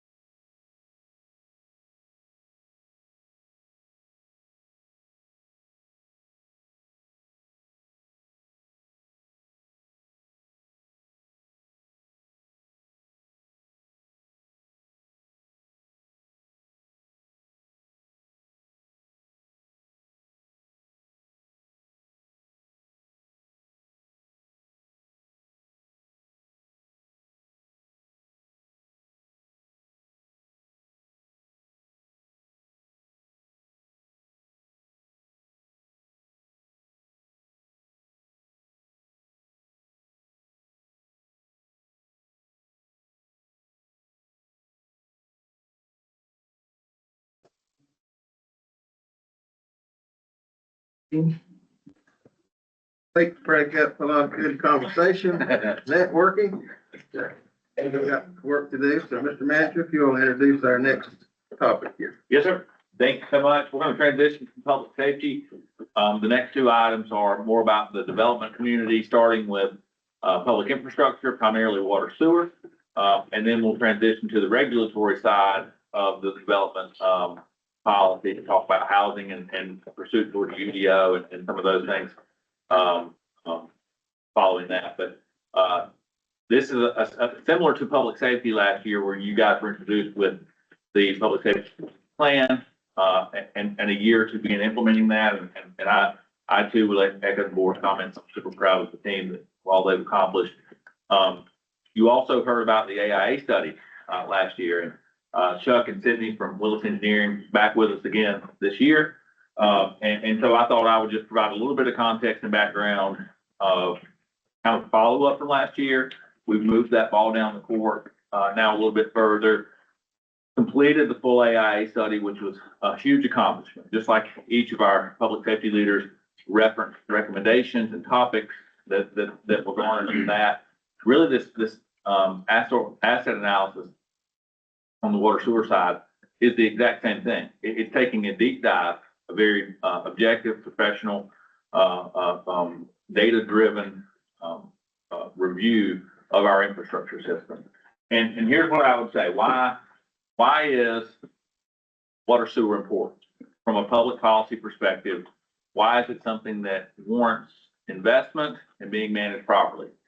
It is critical to housing infrastructure. We've talked about that. You've all been working on the regulatory side. Again, we'll talk about that shortly, but you cannot have in a community that we already know is, we talked about it with search and rescue, already has developed challenges because of the amount of public land and topography. Having available public infrastructure dramatically impacts development density, which is critical to housing infrastructure, which we know we're short of, right? We also know that it is a driver for economic development. You can't have significant economic development in areas of the community without first providing infrastructure, which is kind of the artery that feeds it. The next question may be, why is Burke County? It's not completely, it's not atypical, but it's also not what I would consider the absolute norm for counties in North Carolina to operate a water sewer fund. Heavily done on the municipal side. In more rural communities, often there's a sanitation district that will provide more rural setting, water and sewer. Burke County, we're a little bit different. And I think this is important before we jump into the data, but in North Carolina, you can't, typically water and sewer go together, right? So water is a luxury that most people like to have. It's critical to flow and to drought prevention and water quality, and wells are often very expensive. Wastewater is the more expensive and the more critical asset, but typically they go together because you can turn someone's water off as a utility provider. You can't turn their sewer off, right? Like there's legal parameters around how that's enforced. So water is used as the collection arm. So when you don't pay your sewer bill, disconnect your water, people pay their water bill to get infrastructure turned back on. Does that make sense? Mm-hmm. So it's typically tied together. Burke County is unique. Chuck and Sydney can speak to this because they work all over the state. We have something between 7 and 9 water districts that don't provide sewer. Water's the revenue side. It's the lower cost of infrastructure side. You don't have to have a treatment facility.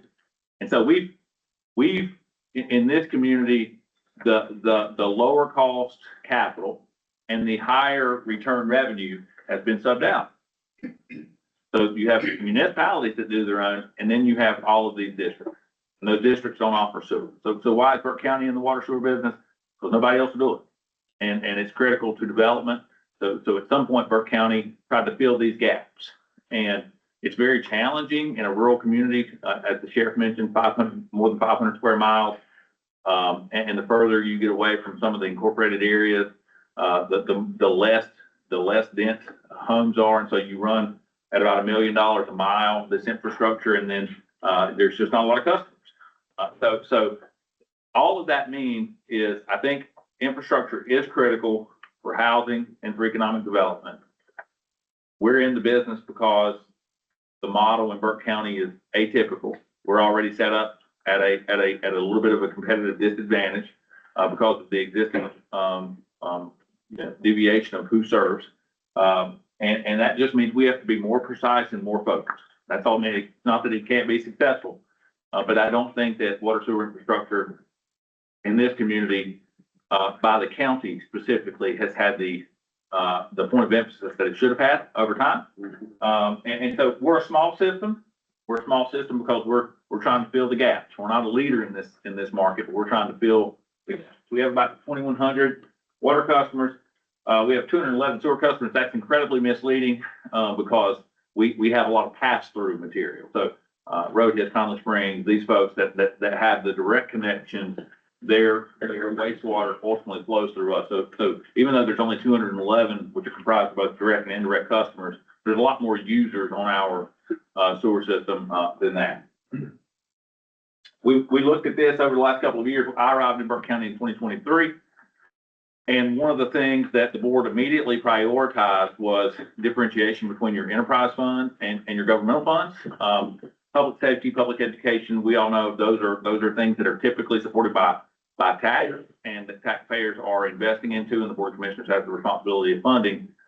Burke County also has two, as we know, the enterprise funds that are intended to be supported by user fees. And when I say supported, that means all costs of operations, very similar to a business. So salary, operations, capital, deferment, you should have long-term rate stabilization plans and all of those things. Both the Burke County's enterprise funds were operating in a deficit. They weren't self-sustaining. They weren't expanding. There was really no path forward. And they also simultaneously relied on property tax support. And that is just statutorily not proper, but also not practical because, these are components that are consumption based. And we all, I think, understand the more you consume, the more cost you should inherit. And that's the idea of user fees. So we literally, because of the point of emphasis that it's lacking that I mentioned, Burke County was selling water, and we're a purchased water and a purchased sewer system, meaning we don't treat water, we don't take water out of the river, make it clean, give it to customers. We buy it from people that are already doing that, primarily the city of Morganton. And then we send wastewater to two distinct areas, Valdez and Hickory. And those are two very different systems. We operate two small systems that aren't connected. I think that's a point of priority potentially at some point to connect those for emergency management preparedness, but also this gives us more control of the system. But we know that we were buying at a cost that exceeded what we were selling from. That's how unprogrammed our function was. We were selling literally every gallon that we sold, we were losing money, and a system that's supposed to be self-sustaining. So we've come a long way. The last 3 years, as you know, water sewer has had a positive cash flow, a surplus on the cash flow side. Not significant enough, around $400,000 for the last 3 years is where we've operated to the good. That's again, small system, given the cost of capital and the cost of investment, really doesn't give us any flexibility to start to make significant changes. We applied for and received a grant back in 2023 from the General Assembly, $500,000. Did not require a match, and it funded a full turnkey water and sewer AIA study. And that is a critical diagnostic tool. But not only a diagnostic tool, but it comes with a system of recommendations that we can use to make things better. But one of the things that the board's very familiar with, and each of you have to sign along with myself and Margaret each year, is a required communication from the audit firm that comes through the local government commission that says we aren't generating enough surplus to invest properly into our system. Our depreciation metrics are less than 50%. So this is just highlighting some of the things that we hoped to accomplish out of the AIA study. The ultimate goal was to focus both on the economics of the system, to make it self-sustaining, to really give us a better framework and picture of what assets we own, where they are, what condition they're in, and then use those two components of asset structure and economics to do some long-term forecasting some rate setting, help us understand why, and I think we've started our path, why we're buying 50% more water than we're selling. Why is that happening? Why are we treating significantly more wastewater and paying for that by the gallon than we're accepting? Why are those things happening? And those largely fall in both structure and economics. We've been trending that way. I mentioned 3 years in a row of positive cash flow, largely because we've seen significant decline. We still have a long way to go, and there's 2 projects that are underway that are directly facilitated through the AI study. Water meters, I talked to Commissioner Berry earlier this week, we got a new one. Our water meters are a couple decades old, and as Mark and our team like to say, they don't speed up over time. So more gallons flow through them than they record as they age. So we're excited that that'll give us a more accurate account of the actual water that is being distributed. Similarly, and we'll talk about this at the back half of this presentation, we're working on installing 5 sewer flow meters at intersections where our municipal partners and municipal customers come into our system. There's never been an accurate accounting for the amount of material. It's always been based on their water readings. And at times, their water is being provided by a water district, not even the town. And so it's third-hand information that's just not as accurate as we would like it to be. And we think those sewer meters are going to help to really erode some of that, what I call spoilage. So excited for the team to come and give us an update and share with the board the completion of the IA study. And then I'll come back with some next steps and some considerations that I think are critical. Jeff?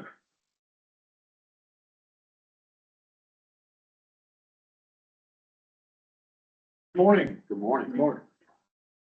He didn't steal all my thunder, but he's still alive. And I really appreciate the tee up and the comment, particularly that the manager made about filling in the gaps. Your water and sewer systems are very, very complex for the size that they are. It's been a bit of a challenge for us to unravel some of the components and help you build tools that you need to be able to get back to a positive cash flow, positive utility system. But I think we've been very successful in these first stages of that. And what Sydney Connor and I are going to do today is recap some of the stuff that you saw last year. We weren't quite finished last year with our analysis. So we're going to recap some of what we talked about last year and sort of finish the project. We have some solid recommendations, and we've delivered some great tools for the staff to use. So this morning, I'm going to do a little bit of background. Manager covered a lot of the context of what we're going to talk about, a little bit of the project overview and our system for doing an asset inventory and analysis. And then Sydney Potter, who's with me today, is the project manager for this project. Sydney is like me, as an engineer, good NC State grads. We've been working together for about 10 years, and she's a pro with this, and she's had huge input from Mark and his staff, and you, the manager, and others, in helping to evaluate this. So first, just a minute about us. Willis Engineers is a small consulting firm in Charlotte. We have 9 folks on our staff. We only do water and wastewater work. This is all we do. We do water and wastewater for municipalities. I don't work for developers or industry or anybody else. I just do municipal water and wastewater work for cities and towns and counties, primarily around the central part of North Carolina. So manager touched on why does a county even provide water and sewer service? And our joke is a county only does it because nobody else will. A city that provides water and sewer services a nice, clean, contained geographical boundary, and all of their city services are integrated, and they handle water and sewer, and that's just part of who they are. Typically, a county gets involved because no one else is available to provide it. We run a sewer line and a pump station and a sewer line out to a school because the system failed. Or we run water lines out into the country because wells are failing. And we do these kinds of disconnected kind of things in order to provide safe drinking water and sanitation and support economic development. But it's usually because there's not a city system that's available to do that. Here in Burke County, you as a county utility are the glue that holds together all of these different water districts and sewer providers just based on geography. So it's it's an interesting system, and it's somewhat difficult to analyze because of the complexity and all the people that are involved in it. So, as the manager said, the state actually made a direct appropriation to the county of $500,000 for asset inventory and assessment. Why? Why do they care about that? The state Division of Environmental Quality has cared about that for a number of years. In fact, they have a fairly long-standing program where they would make grants up to $200,000 for water and sewer evaluations, because cities and towns and counties weren't doing that. They were taking their precious resources and focusing them on infrastructure and didn't really have leftover money in order to do all these kinds of planning studies. And what we've seen in this industry is that that's not a good practice. If we don't have a plan, then we wind up just disconnected practices and things like that. So it's a huge waste of resources to spend money on infrastructure that's ill-conceived. Infrastructure is expensive, so we have to have good plans for when we do that. So in the state 2023 budget, the state said that our county's going to get even more than the $200,000 grant. We're going to give you a $500,000 grant, which is fantastic because it allowed us to get in the field and do a lot more field investigations. Sydney's going to talk about all the time we spent actually looking at the stuff, looking at the pipes and the pumps and the tanks and things like that, and really getting our hands on the assets and what kind of condition they're in as a starting point for good planning going forward. Which kind of brings me to some of the definitions. We throw these definitions around a lot, and I want to clarify a little bit. The grant was granted for what's called an asset inventory and assessment. It's just what it sounds like. Let's inventory all the assets and let's assess what kind of condition they're in. That's great. We're going to go a little bit further than that. Usually at the end of that process, you as a board or the department say, here's our top priorities.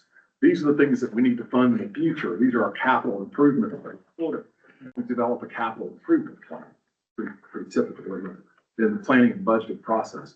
We actually have gone a little further than that, what we refer to as an asset management plan, where we take that asset inventory and assessment. We look at how it's operated. We look at how it's funded. We look at where it can go in the future, not just where it is now, but where can you provide service for new customers. And the additional funding that the state provided for you allows us to dig this deep and to go this big. So it's really a full master plan type effort for water and sewer. As we've said several times, your systems are complex. Even though there are not that many customers on the system, things are coming and going from different directions, and that makes this kind of planning extremely important. So a little recap of the overall project. We started work in the spring of 24. We came to see you last year at your meeting over in the barn. We were most of the way through, but not all the way through. We have since completed the assignment in December and delivered a whole pile of stuff to the staff. They have all kinds of maps and manuals, evaluations and things like that Sydney's going to talk about. But we've delivered a whole bunch of stuff. We'll try to hit the highlights on it because it's a lot of things, and some of it's very technical and you might find it quite boring. We don't find it, but you might find it boring. So to take on a task this large, we need a structure. We need a framework for how we do this. And it's a fairly simple framework. It's a systematic process. We start off with looking at the current assets, digging up all the maps, trying to figure out what's on the GIS system, where all the pump stations are. We go look at all of these things and assess from their condition what their level of service is. Are they meeting the customer's expectations? Do we have any deficiencies that are keeping these assets from doing their job? And then we look at the ones that we find to be the most critical, which pipelines are the most critical, which pump stations, if they fail, will impact the most customers, those types of questions.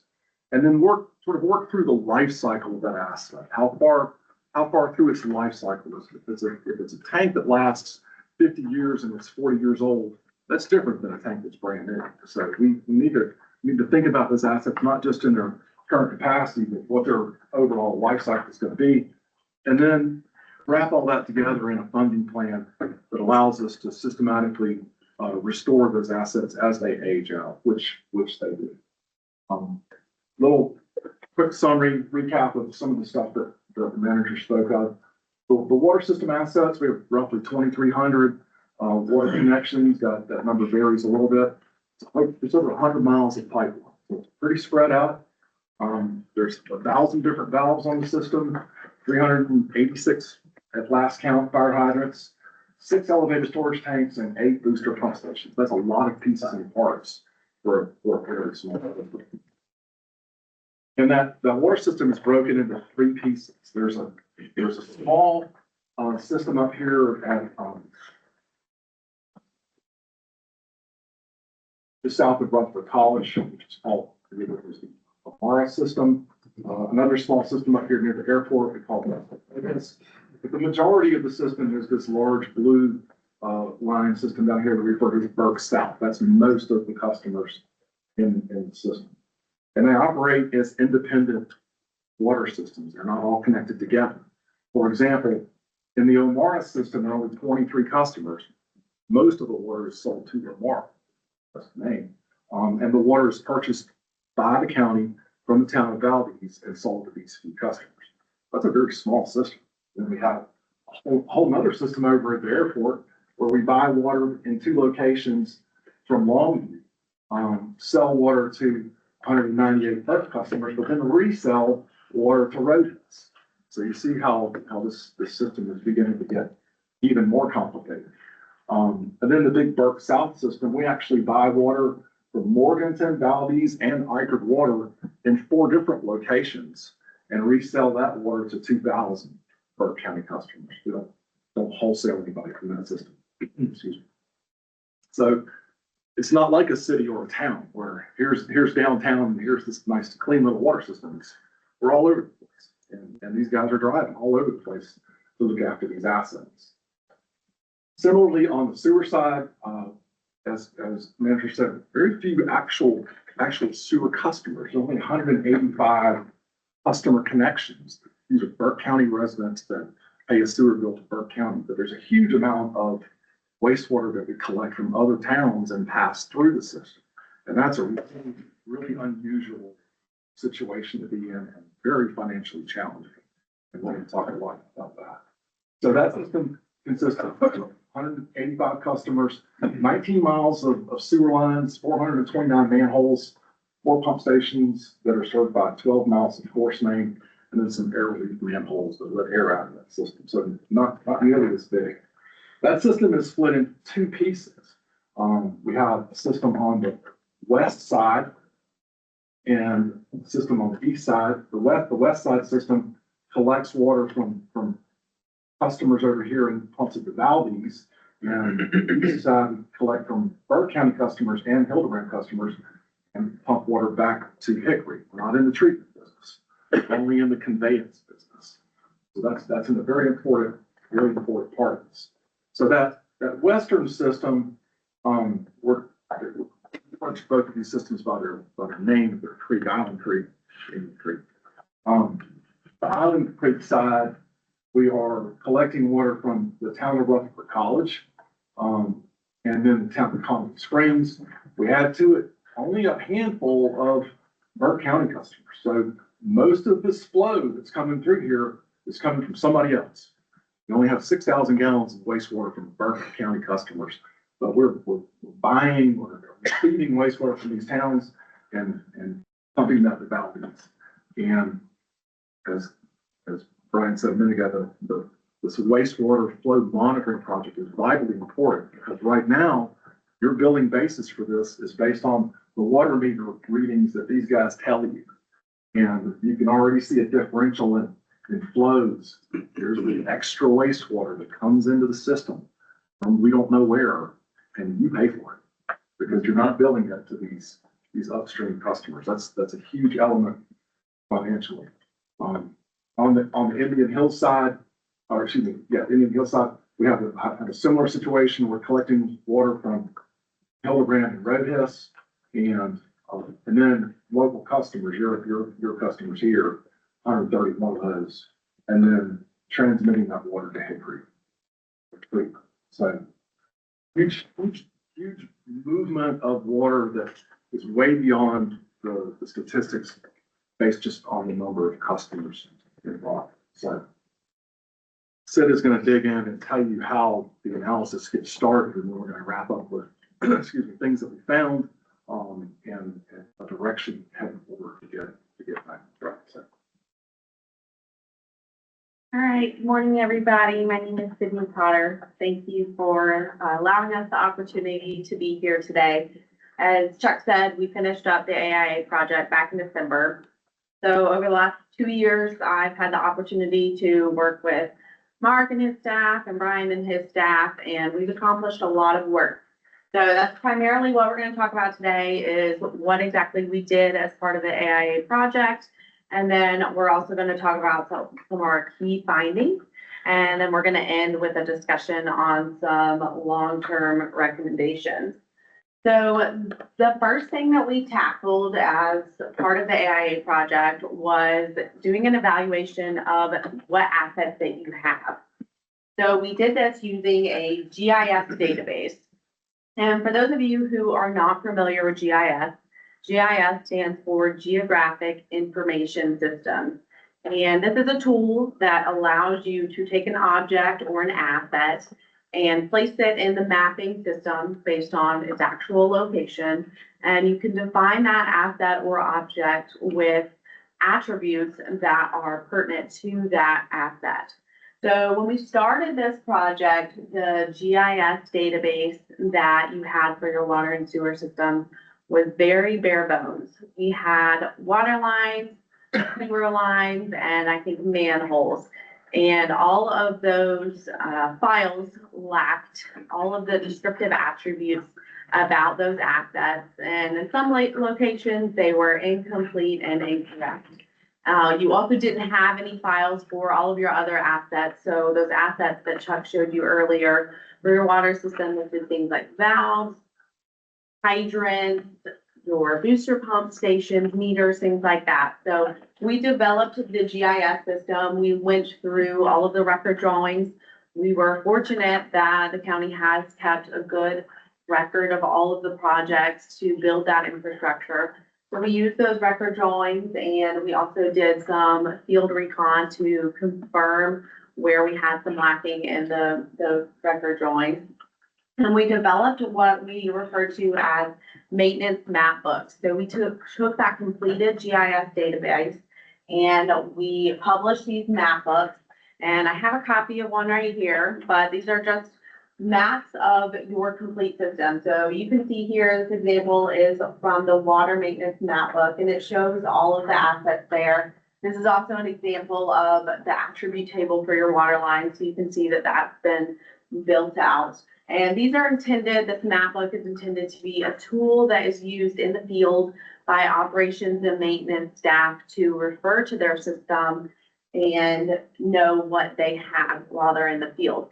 And since we finished the project, Mark actually took this another step forward and deployed the GIS system into tablets. So they have tablets in the field with them. And the great thing about the tablets is you can actually click on a specific asset. You can click on a fire hydrant, for example, and it'll show you all of the details about that specific hydrant. I did not. Okay. You can get with Mark later if you want to see what that tablet looks like. So once we figured out what assets you own, we took the AIA another step forward with doing a condition assessment of those assets. And we primarily did this with a series of field investigations. So this included some inspections and testing, flow monitoring, smoke testing, and CCTV inspections. So, and we did that work in this order, and we do that specifically. This is a strategic approach that we have found works really well for evaluations like this.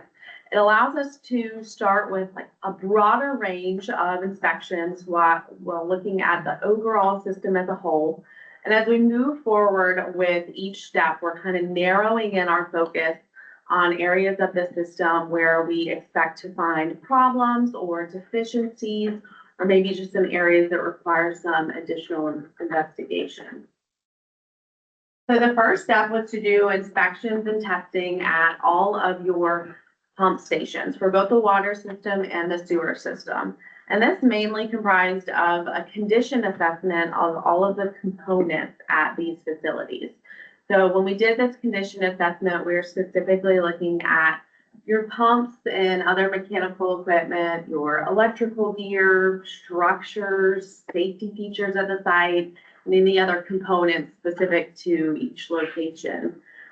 In addition to the condition assessment, we also did drawdown testing at the wastewater pump stations. So when we do drawdown testing, we're evaluating those pumps to see what they're actually pumping, how much they're actually putting out.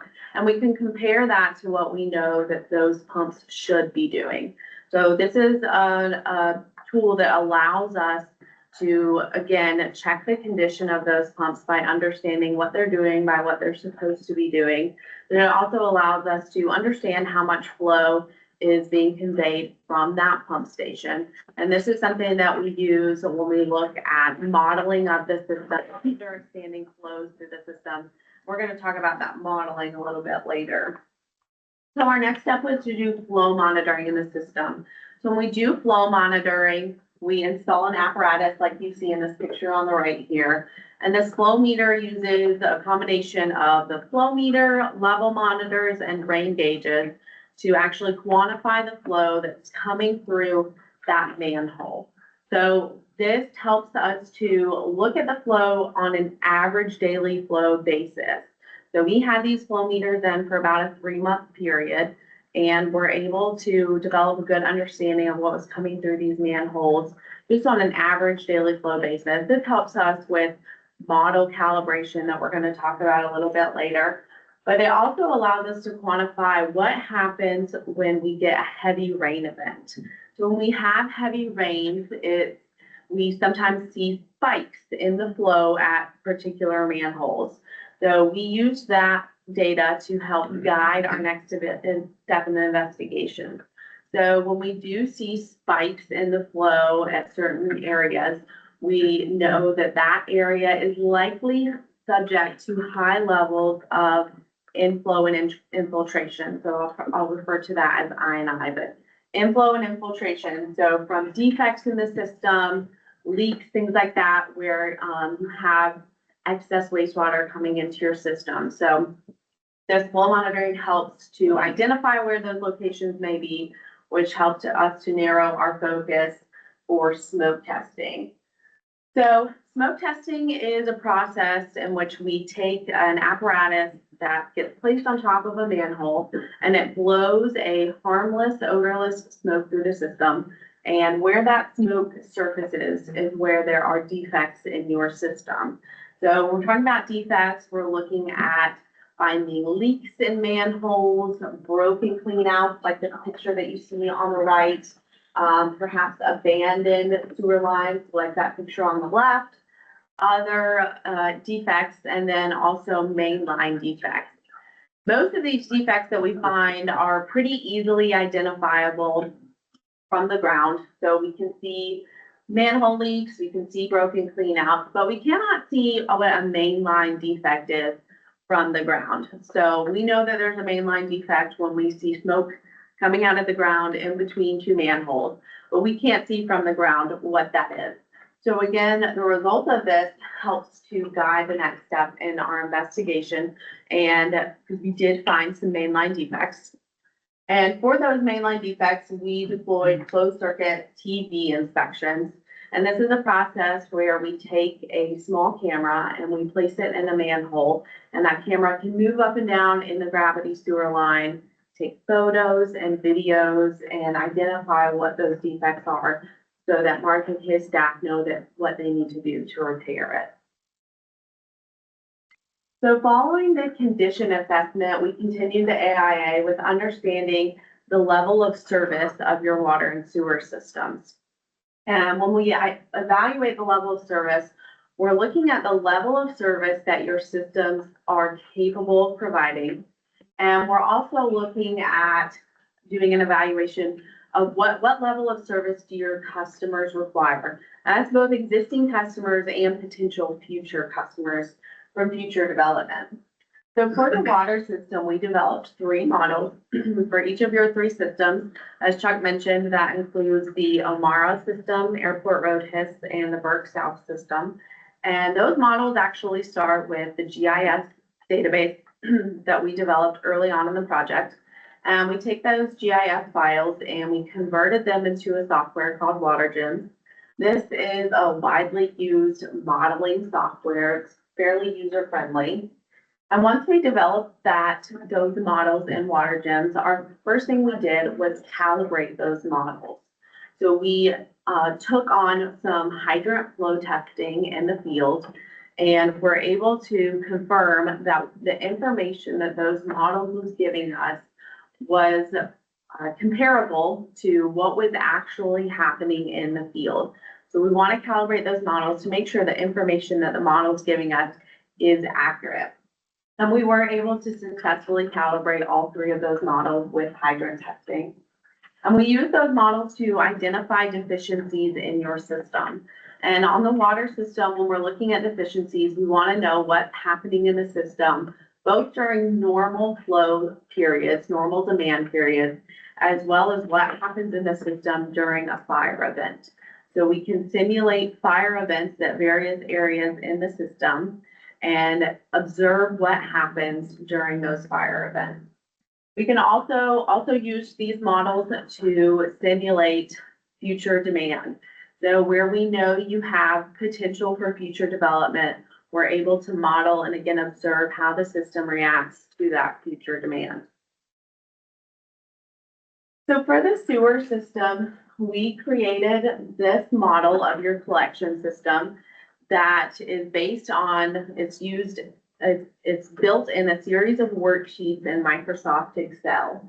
And when we're doing the collection system model, we look at this system set up by location based on the drainage basins in the system.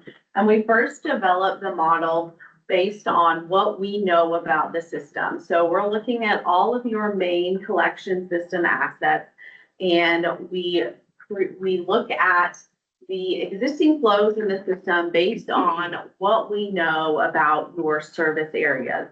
So we look at those service areas and develop an understanding of who your customer base is in those service areas, what type of customer they are, what their typical usage is on a daily basis.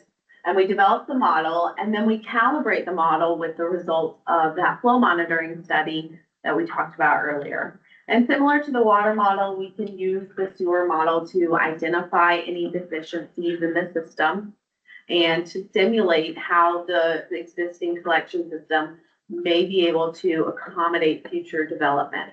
And we're going to come back and talk about deficiencies in the collection system a little bit later.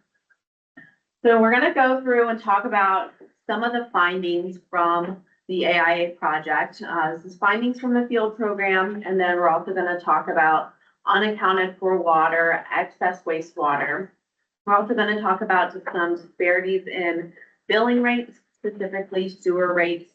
And then we're also going to talk about a capacity limitation in your wastewater collection system. So as I mentioned before, the existing GIS database did have some areas that were incomplete and inaccurate. So we used, again, those record drawings and some field verifications to correct those errors and complete the GIS database. Flow monitoring. As I said before, we did flow monitoring for about a 3.5 month period, and we installed 10 meters in the system and 1 level monitor. And the results of the flow metering data gave us a good understanding of average daily flows through the system. And we were fortunate that during that 3.5 month period, we had 5 good rain events. And these rain events are critical because they help us to understand what is happening in those manholes during that rain event. How much I&I are we seeing at those locations? So this is an example on the screen here of a rain event at one of our metering locations. And you can see down here in this dark blue line down at the bottom, that's the average daily flow that you see at this manhole most of the time. And you can see that when the rain picks up up here at the top. When that rain event starts, you can see how high the flow reaches. So it goes from about a normal flow of about 50 gallons a minute to almost 1,200 gallons a minute. That is a really high peak flow, and that is indicative of an area subject to high ionization. So we found several of these areas, and as I mentioned before, that's where we focused our smoke testing efforts. So we smoke tested about 50,000 feet of your system, so about half of your collection system. We found 81 defects. Those were mostly manholes and cleanouts. We found 5 mainline defects and then a handful of other miscellaneous defects. On the screen, we're showing a few photos of some examples of defects that we found. So this one on the right is an example of a mainline defect. You can see just a small amount of smoke that's coming out of the ground just outside that manhole there. And then this photo on the right is a manhole defect, a pretty major one. We're actually missing a manhole cover there, so that was likely a very large source of INI and obviously a safety concern as well. So Mark took care of that one pretty quickly. Visual inspections.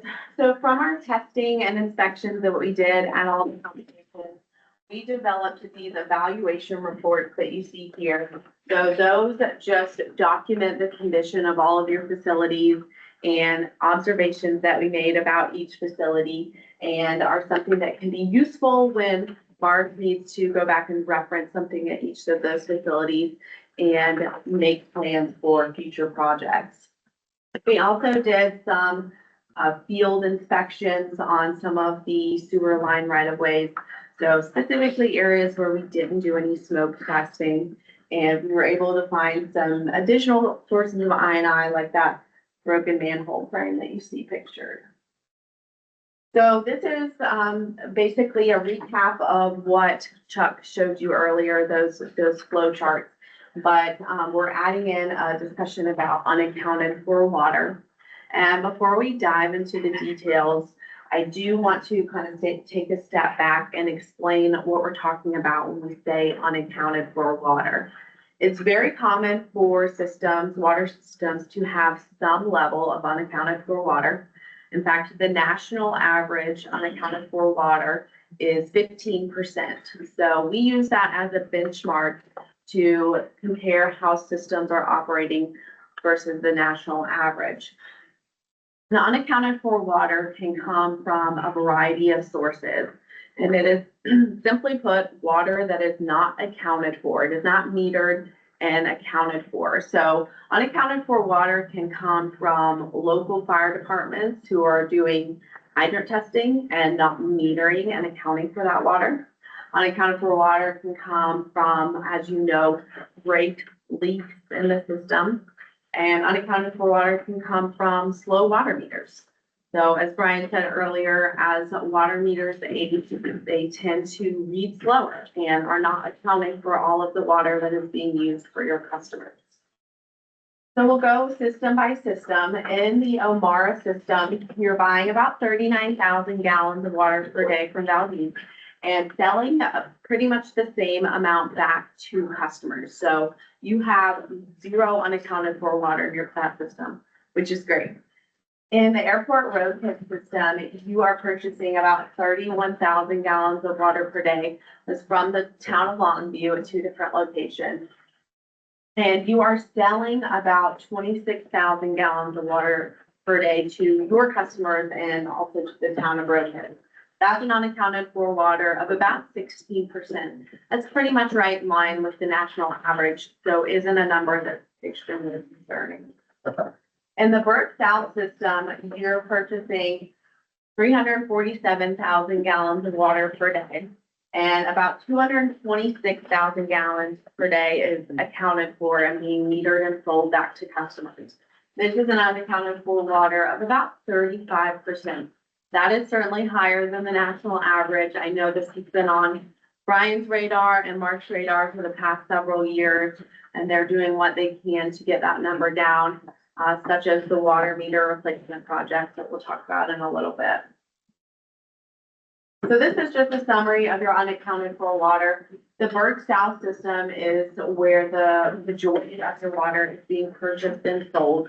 So you have an average unaccounted for water over the three systems of 30%.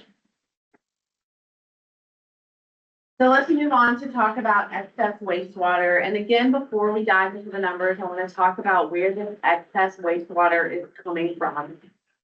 We talked about the defects that we found doing smoke testing earlier. So that is one of the main sources of excess water in a collection system is that I&I.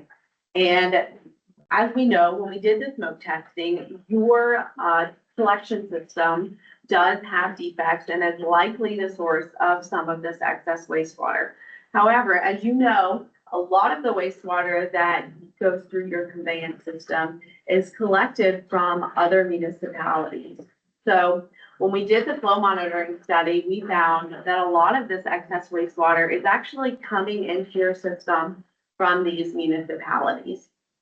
And right now, you don't have a way to capture how much wastewater is actually coming into your system from those systems.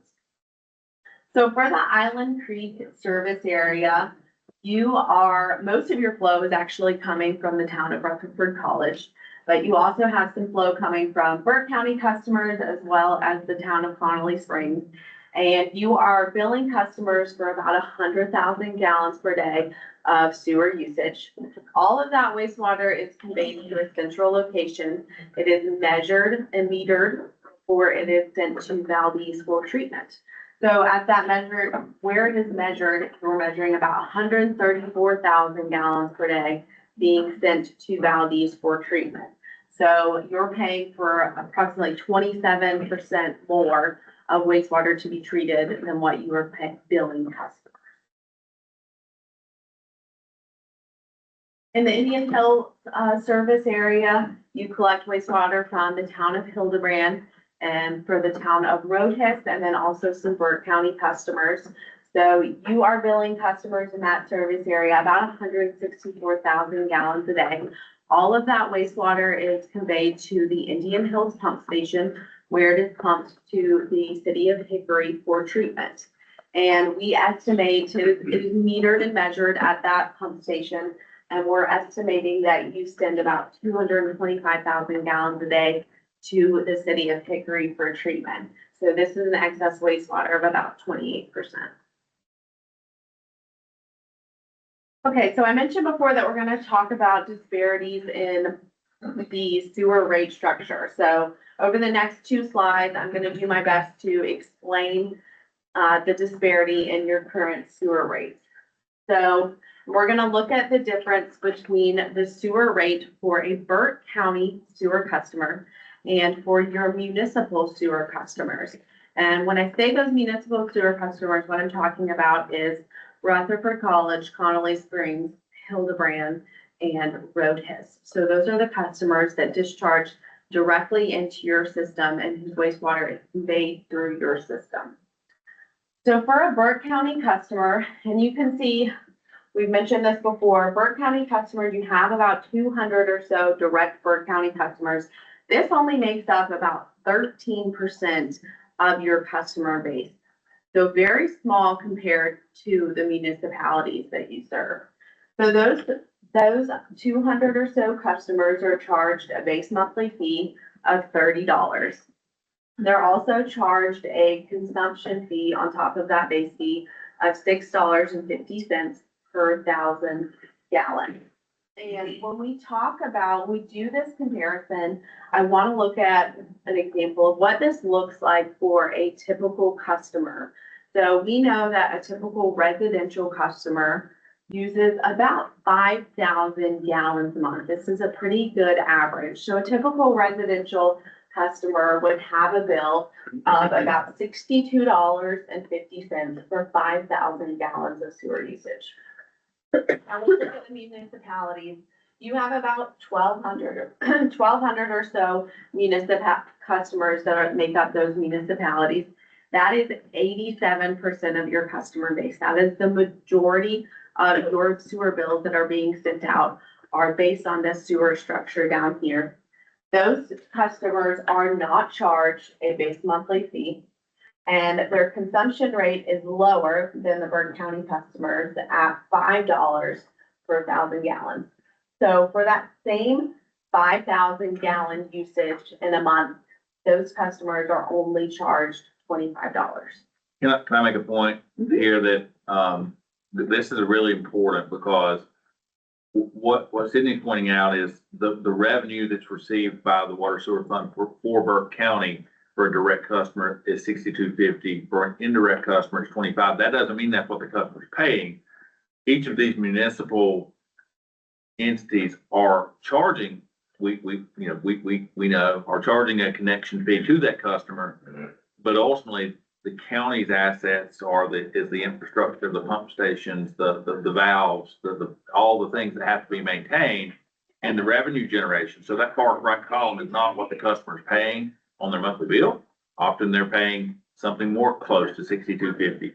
But the revenue generation is going to the municipal entity versus the owner of the system that's responsible for maintaining.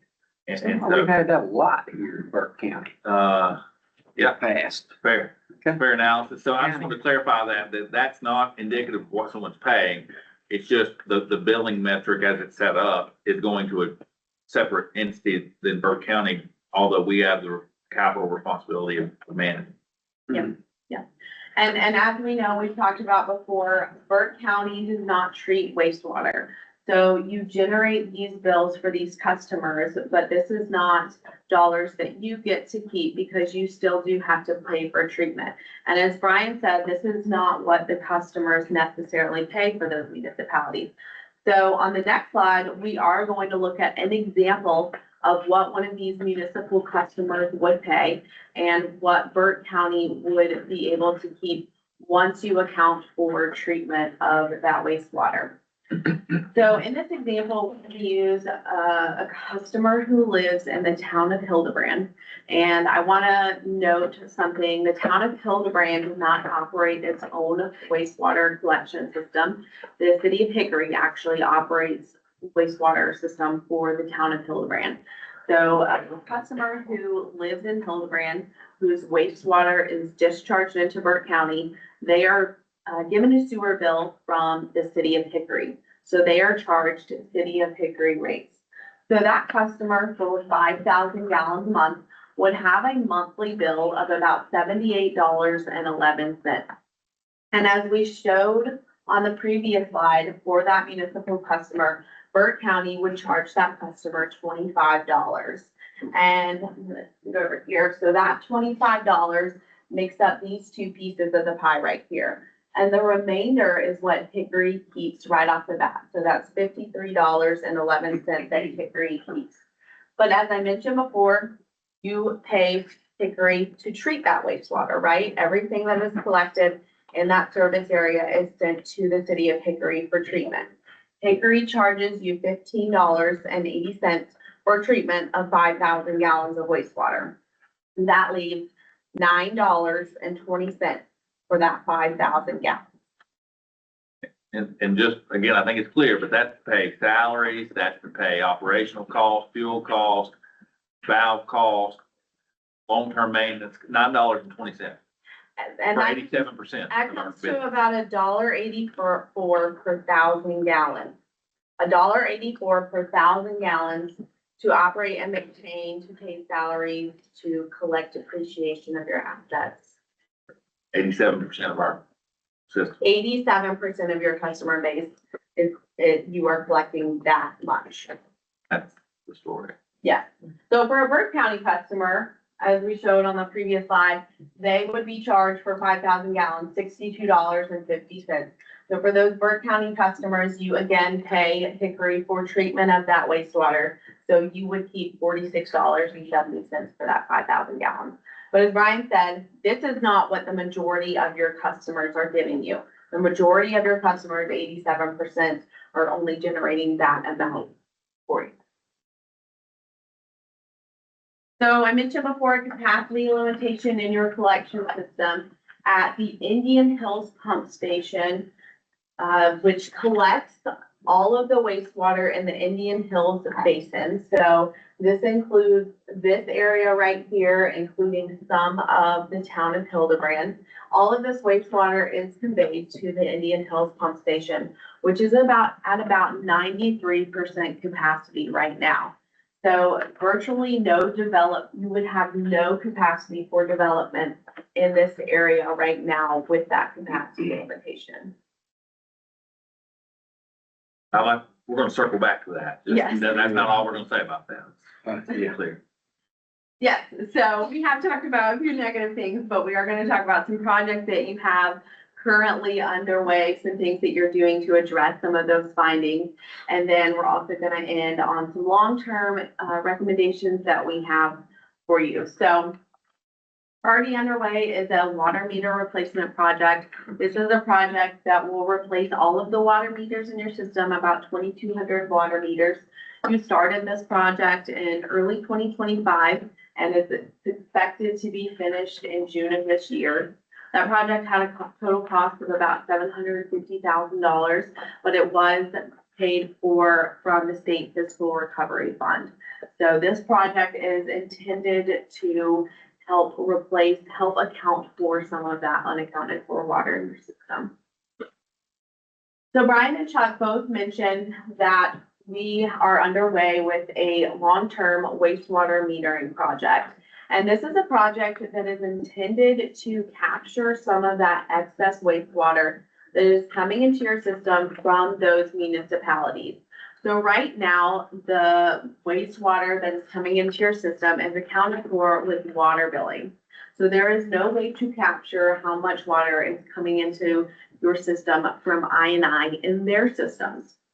So we have identified 5 metering locations. 2 of them are located in the Island Creek Basin and would capture flow primarily from Rutherford College. And we have identified 3 meters in the Indian Hills Basin that would capture flow from Hildebrand. So you already have a flow meter in your system that captures all of the flow that comes to you from the town of Roadhead. And I'm showing here what percentage of the flow you will be capturing in addition to that once you have these meters in place. So in total, you'll be capturing about 90% of the flow that's coming into your system from these municipalities. So that remaining 10% will continue to be captured just through water billings. Can I add a point there too? We'll also be working with each of those folks contractually to change the way the billing happens. Now, as a reminder, since there are no meters, they essentially tell us what we may bill based on their water sales, which are metered. And for some of that, it's not even them selling the water, so they're getting it secondhand from a water provider. So it's second, third hand information of so no one other than Burke County has any I&I in their bill. They're only paying for what they sell. And so contractually, we'll just have to work through individually with each of our partners to pun intended, recalibrate how we're billing and agree that these sewer meters will be the indicator of consumption and billing. And obviously, that'll require annual independent calibrations and those type of things so that everybody has confidence in the data. But there's a next step other than just installing the meters, but putting in the contractual context of how they're used. So also underway is a rehabilitation system for your wastewater collection system. This was something that I had identified in the wastewater asset management plan. And this comes directly from the field work that we did. So when we did smoke testing and CCTV and manhole inspections, and we identified things that needed to be repaired, we developed a list that prioritized those repairs. So defects that we found in the system that were likely higher contributors to I&I in your system, we prioritized those as high priority so that Mark and his staff could address those more quickly. And we developed this list based on the location and the type of repair that's needed Mark and his staff are already underway with making the repairs that they can, and I'm making a list and identifying those repairs that they'll need a contractor to repair for them. So as part of the asset management plan, we developed this 5-year capital improvement plan. And this CIP plan includes projects that just require a little bit beyond that annual maintenance and operation gives you. So, and these are projects that are intended to help continue providing the quality level of service that you're providing to your customers. So in addition, some of these projects are intended to help you fuel future development. So we mentioned the Indian Hills capacity limitation. So you do have a project on the CIP to actually replace that pump station and force main to increase capacity in that drainage basin and be able to allow that future development. Can I ask a real quick question on that? So I know that the city of Hickory on that end of town is actually making some pump station upgrades as well. Okay. I think maybe Alan Lyons was talking to them to make sure that what we were looking at wasn't gonna overpower what they were looking at. Is that still an ongoing conversation? We actually had a conversation with them 2 weeks ago, so, yeah. I don't think that there's, Mark, you wanna hop in there too? Yeah, we met with him, the guy that holds my position with City of Hickory, he described for them some future plans around the airport, which what she's sharing there may need a fresh look, and that we may have even a closer connection point to them, which we maintain what we currently have, but then also split it in another direction, hook into the project he's referring to. So this was very recent, this conversation took place, and we're gonna dig deeper into it. Can I piggyback on that with Randy? Cause I was just thinking, just a quick note, and we might get into this more. What are we doing is collectively on all the systems that they're all uniform together, especially with the, the interbasin transfer getting ready to come in? Is it time for the whole system of Hickory, everybody kind of have the same collective working parts, or we also divide it like churches that we can't get our water to work together, where everybody's doing their own thing? Can we get it uniformity throughout the systems? I think we're working in that direction. Yeah. Okay. I'll speak to it in just a moment, if that's it. Well, I mean, I think that after you. Okay, yep, I just have one more slide. Long-term recommendations, this comes from the asset management plans. So as we mentioned before, the GIS database is a very useful tool for operations and maintenance, but it's only useful if it's kept up to date and maintained. So we recommend taking a look at that database every year and making any updates to it. We also recommend doing some additional smoke testing and flow monitoring. As I mentioned before, we smoke tested about half of your collection system. So I think it would be a good idea to smoke test the remainder of your collection system, identify any defects that you can and get those repaired. And once they are repaired, I would recommend going back and doing additional flow monitoring. So you want to make sure that those defects that have been repaired have appropriately reduced the INI in your system. Preventative maintenance strategies, both in the water and wastewater asset management plans, we put some strategies in there for preventative maintenance for those systems. So we would recommend that those strategies be carried out and implemented moving forward. Also, a complete rate study. So several of the projects that you have going on right now, the water meter replacement project, the sewer metering project, and then potentially looking at how your rates are structured. Those will all likely have positive impacts on your finances. So once all of those projects are in place, we think it would be a good idea to have a full rate study done so that you can make good long-term financial strategies for moving forward. And then lastly, we recommend seeking funding opportunities. Several of the projects listed on your CIP have fairly high construction dollar amounts associated with them. So in order to prevent any delays for those projects, we recommend seeing what funding opportunities are out there and seeking those when you can. And lastly, I want to tag on there a 10-year CIP. So I mentioned before we created a 5-year CIP plan. We think it would be good to put a 10-year plan in place So some of these funding agencies actually show preference to systems that have 10-year CIPs up to date and in place. So we would recommend getting a 10-year CIP in place and keeping it up to date. So if you have any questions, we'd be glad to answer those. Otherwise, I'm gonna pass it back off to Brian to let him finish up.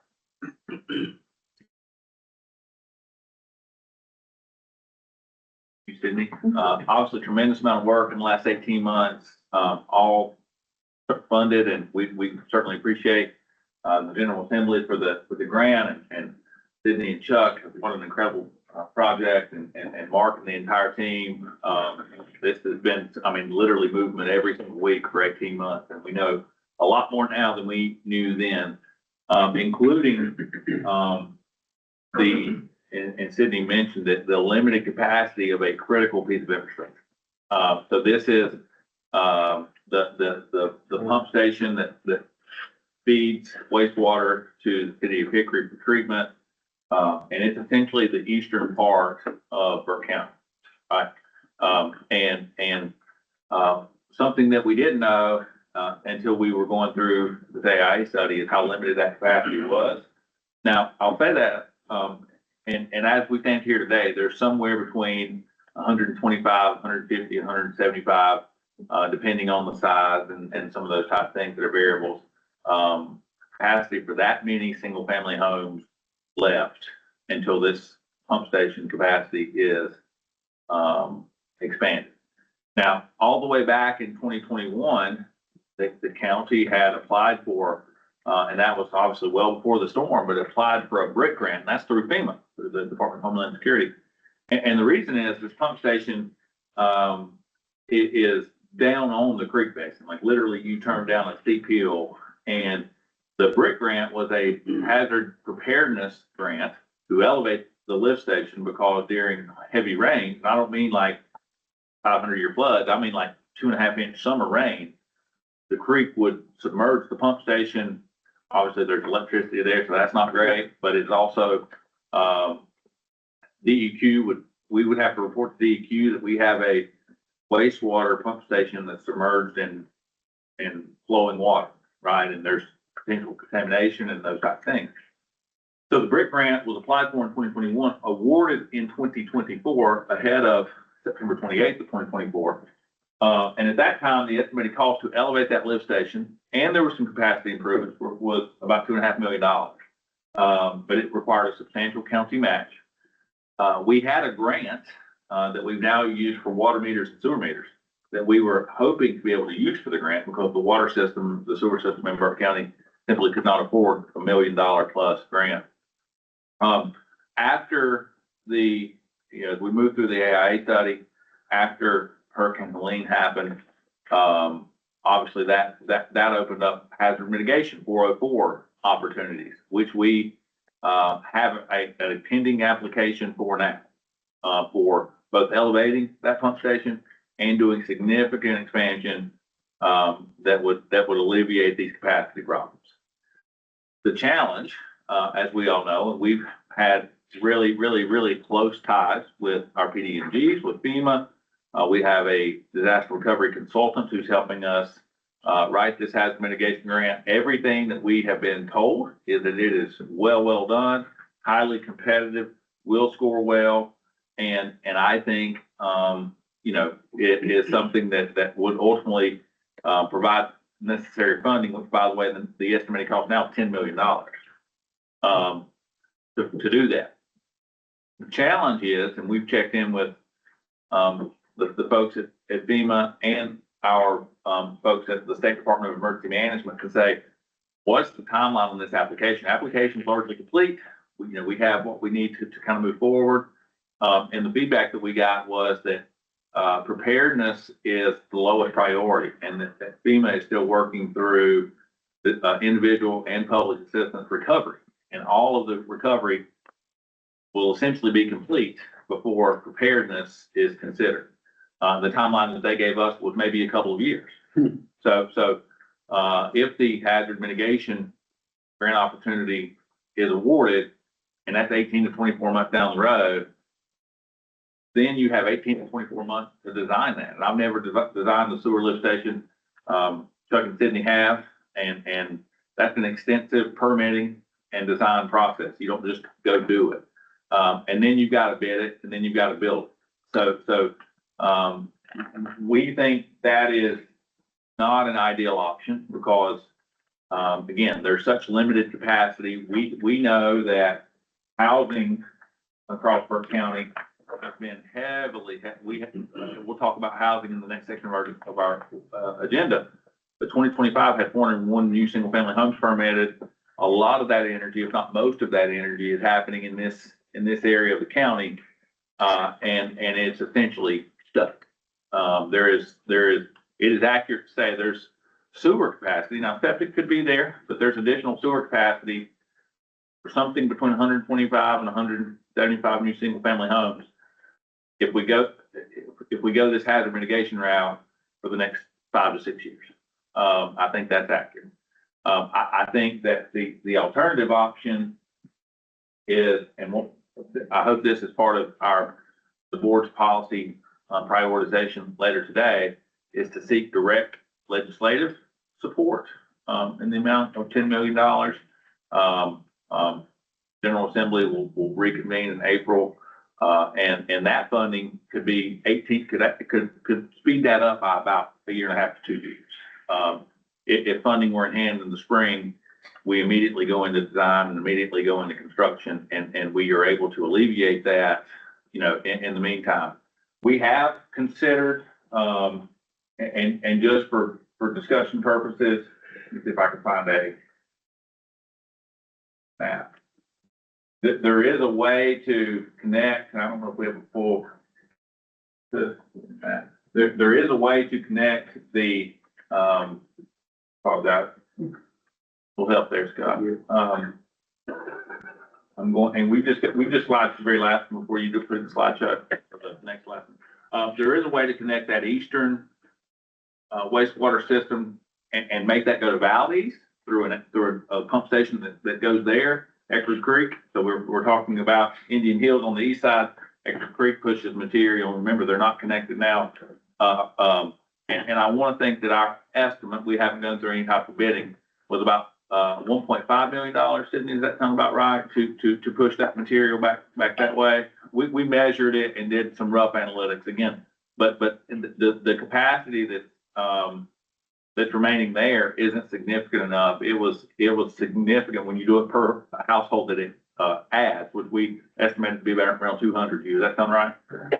200 households that could go before that pump station was at capacity to pushing that material back toward Valley. So, the cost of that per unit was very, very significant and did not make a lot of economically. So, we've considered everything that I think is available. I have spoke to and made aware just briefly Representative Blackwell as well as Senator Daniel, and told them we'd be talking about this today, and that the board of commissioners may identify this as a top legislative priority. So I'll pause there and take questions specifically on the Indian Hills, and then I'll close with just some recommendations on path forward alternative to this lift station. But it is no doubt a dynamic challenge that impacts all development on that part of the county that we need to figure out how we're going to operate around it. And the reality is, I think that we're lucky that we've done the AIA study and we have this data and we can develop a path forward so that we're not delayed even longer and impact these things. So, although it's not, it's a simple challenge, I think we're a lot further ahead of where we would have been without it. A lot of great work. Yes. Any idea on the I&I, if all that was repaired, would that increase capacity of Indian Hills? And do we have any idea maybe? Well, certainly it would help some, right? I mean, the capacity of what's pumping through there, and they're the experts, not me, is elevated from what it could be if there wasn't rainwater and other things going through there. Yeah. I don't think based on the gallons, though, it's gonna make, you know, It's not gonna give us another 100. no, I don't think so, yes. But I mean, it will help without question. A lot of great work, a lot of good work with the GIS data. Do we have that now in our possession so that we can, on a daily basis, when we're making changes, adding whatever, that we're making those edits, keeping that up to date? If I may, we are in the process of working with the IT department to get that on those tablets that she spoke about. We just got the tablets 2 weeks ago. We're gonna use those for not only the mapping, but the meter reading and everything. So they're gonna be a real functional tool for that department. But we'll have that soon, and I'll share it with the commissioners when it's available. I guess what I'm speaking of is, you know, you put a new tap in, you put a new hydrant in. Do we have methods in place internally to immediately get that? That's the exact tool it's designed to be, how it's to be utilized. You're gonna have to build some of that functionality. It's fairly straightforward, that when they're out there in the field, adding that valve or where they put in, they can locate it and attribute it and add it to the map. I think this is the most important thing we could be talking about, especially with all the water stuff we got coming up with Charlotte and everything else. I think collectively, we gotta be all together. I know all the cities work differently, but uniformity through the system moving forward in the future, not everybody being disconnected and what we're gonna do here. You know, I think we got a chance now to really rethink it and how we're gonna redo it and how we're gonna make everybody work together with this, because I just think it's a problem. Brian, can you go back to the map that showed the two water, or the two sewer systems? Down on here, this is housing, but it, you know, I guess that's. It's way back in the presentation. Why? I guess my question is there not an inactive line that already exists between those two systems? What goes to Valdez and what goes? I don't think they're connected. That's what we tried to price. Is that right? Yeah, there's some abandoned line in there, as I understand that, we've talked about reactivating it, but I think would only gain the 200 customers or so that he was referring to, and it would just take off Indian Hills and throw it back on, either Creek or Valdez, and as he said, the cost would be. And neither. I know there were two pump stations on that line and it was primarily Fort Main. So, I mean, it's not gonna pick up a bunch of customers, but my question is, could it not pull some of the load off of Indian? Well, that was our entire point, was divert it from going through Indian Hills, 100%. You're exactly right. Yes. But it didn't add tremendous because that pump station, to be clear, neither capacity issue is at the treatment facility. Yeah. Both Valdez and Hickory have substantial capacity. It's getting it there, right? And because it is so much force main. Just briefly before I go back to the rate consideration, I will say, to Commissioner Stroud's point, not on the sewer side, but on the water side, we are a co-applicant with the COG, which Commissioner Burns is here of now, to do a FEMA hazard mitigation that does interconnect Hickory, Morganton, our water systems. So that in an instance like what we had following Hurricane Helene, in theory, if that was done, Hickory never lost power, pumps, water, that they could have backflowed water to everybody in both systems. So that's another hazard mitigation, emergency management preparedness opportunity that we're seeking, as being the COG as the applicant, but I think it's an example of what you're talking about, Yeah. not directly related to something we're leading. But last thing, Mr. Chairman, and I'll hush or take questions. We looked at the billing disparity for 87% of our customers. We don't have full-blown rate stabilization, but we have put together what I would call a phase rate equity plan that changes. Again, we cannot, our customers are the municipalities for 87% of our billing. It's not the folks who are on their system, that's their customers and how they bill and all those things. Certainly they got to manage, they have professional staff and councils to make those determinations. But we're trying to close that gap between what a direct Burke County customer pays and what a indirect, what the municipal folks are paying per 1,000 and per 5,000, to make sure that we're capable of maintaining our system and we don't get back in the exact situation that we're in. So we proposed, essentially a 2-year, ladder for 26, 27 and 27, 28, where both the municipal and the direct incrementally increased, but by 28, they're at the same level there at $8. And this is just on the consumption, not recommending changing, implementing the connection fee for municipal folks because they're not our customers, and not recommending changing the connection fee for the direct customers that we have. So this would just be a step incrementally in the right direction to create more equity between folks that are on our system and not, so that we can be more financially prepared when things like Indian Hills happen, that we can deal with it without being in such a challenge. But again, later today, hopefully when we're doing prioritization, this is something that we all can get behind. And I really think I've had good feedback from legislators, and I think that there'll be an opportunity to make that request if we choose to. All right, thank you, Mr. Manager. We're getting somewhat behind, so we'll stop the questions at this time, and we're going to break for lunch, and let's try to be back at the 12:15. 12:15. 12:15. Yes.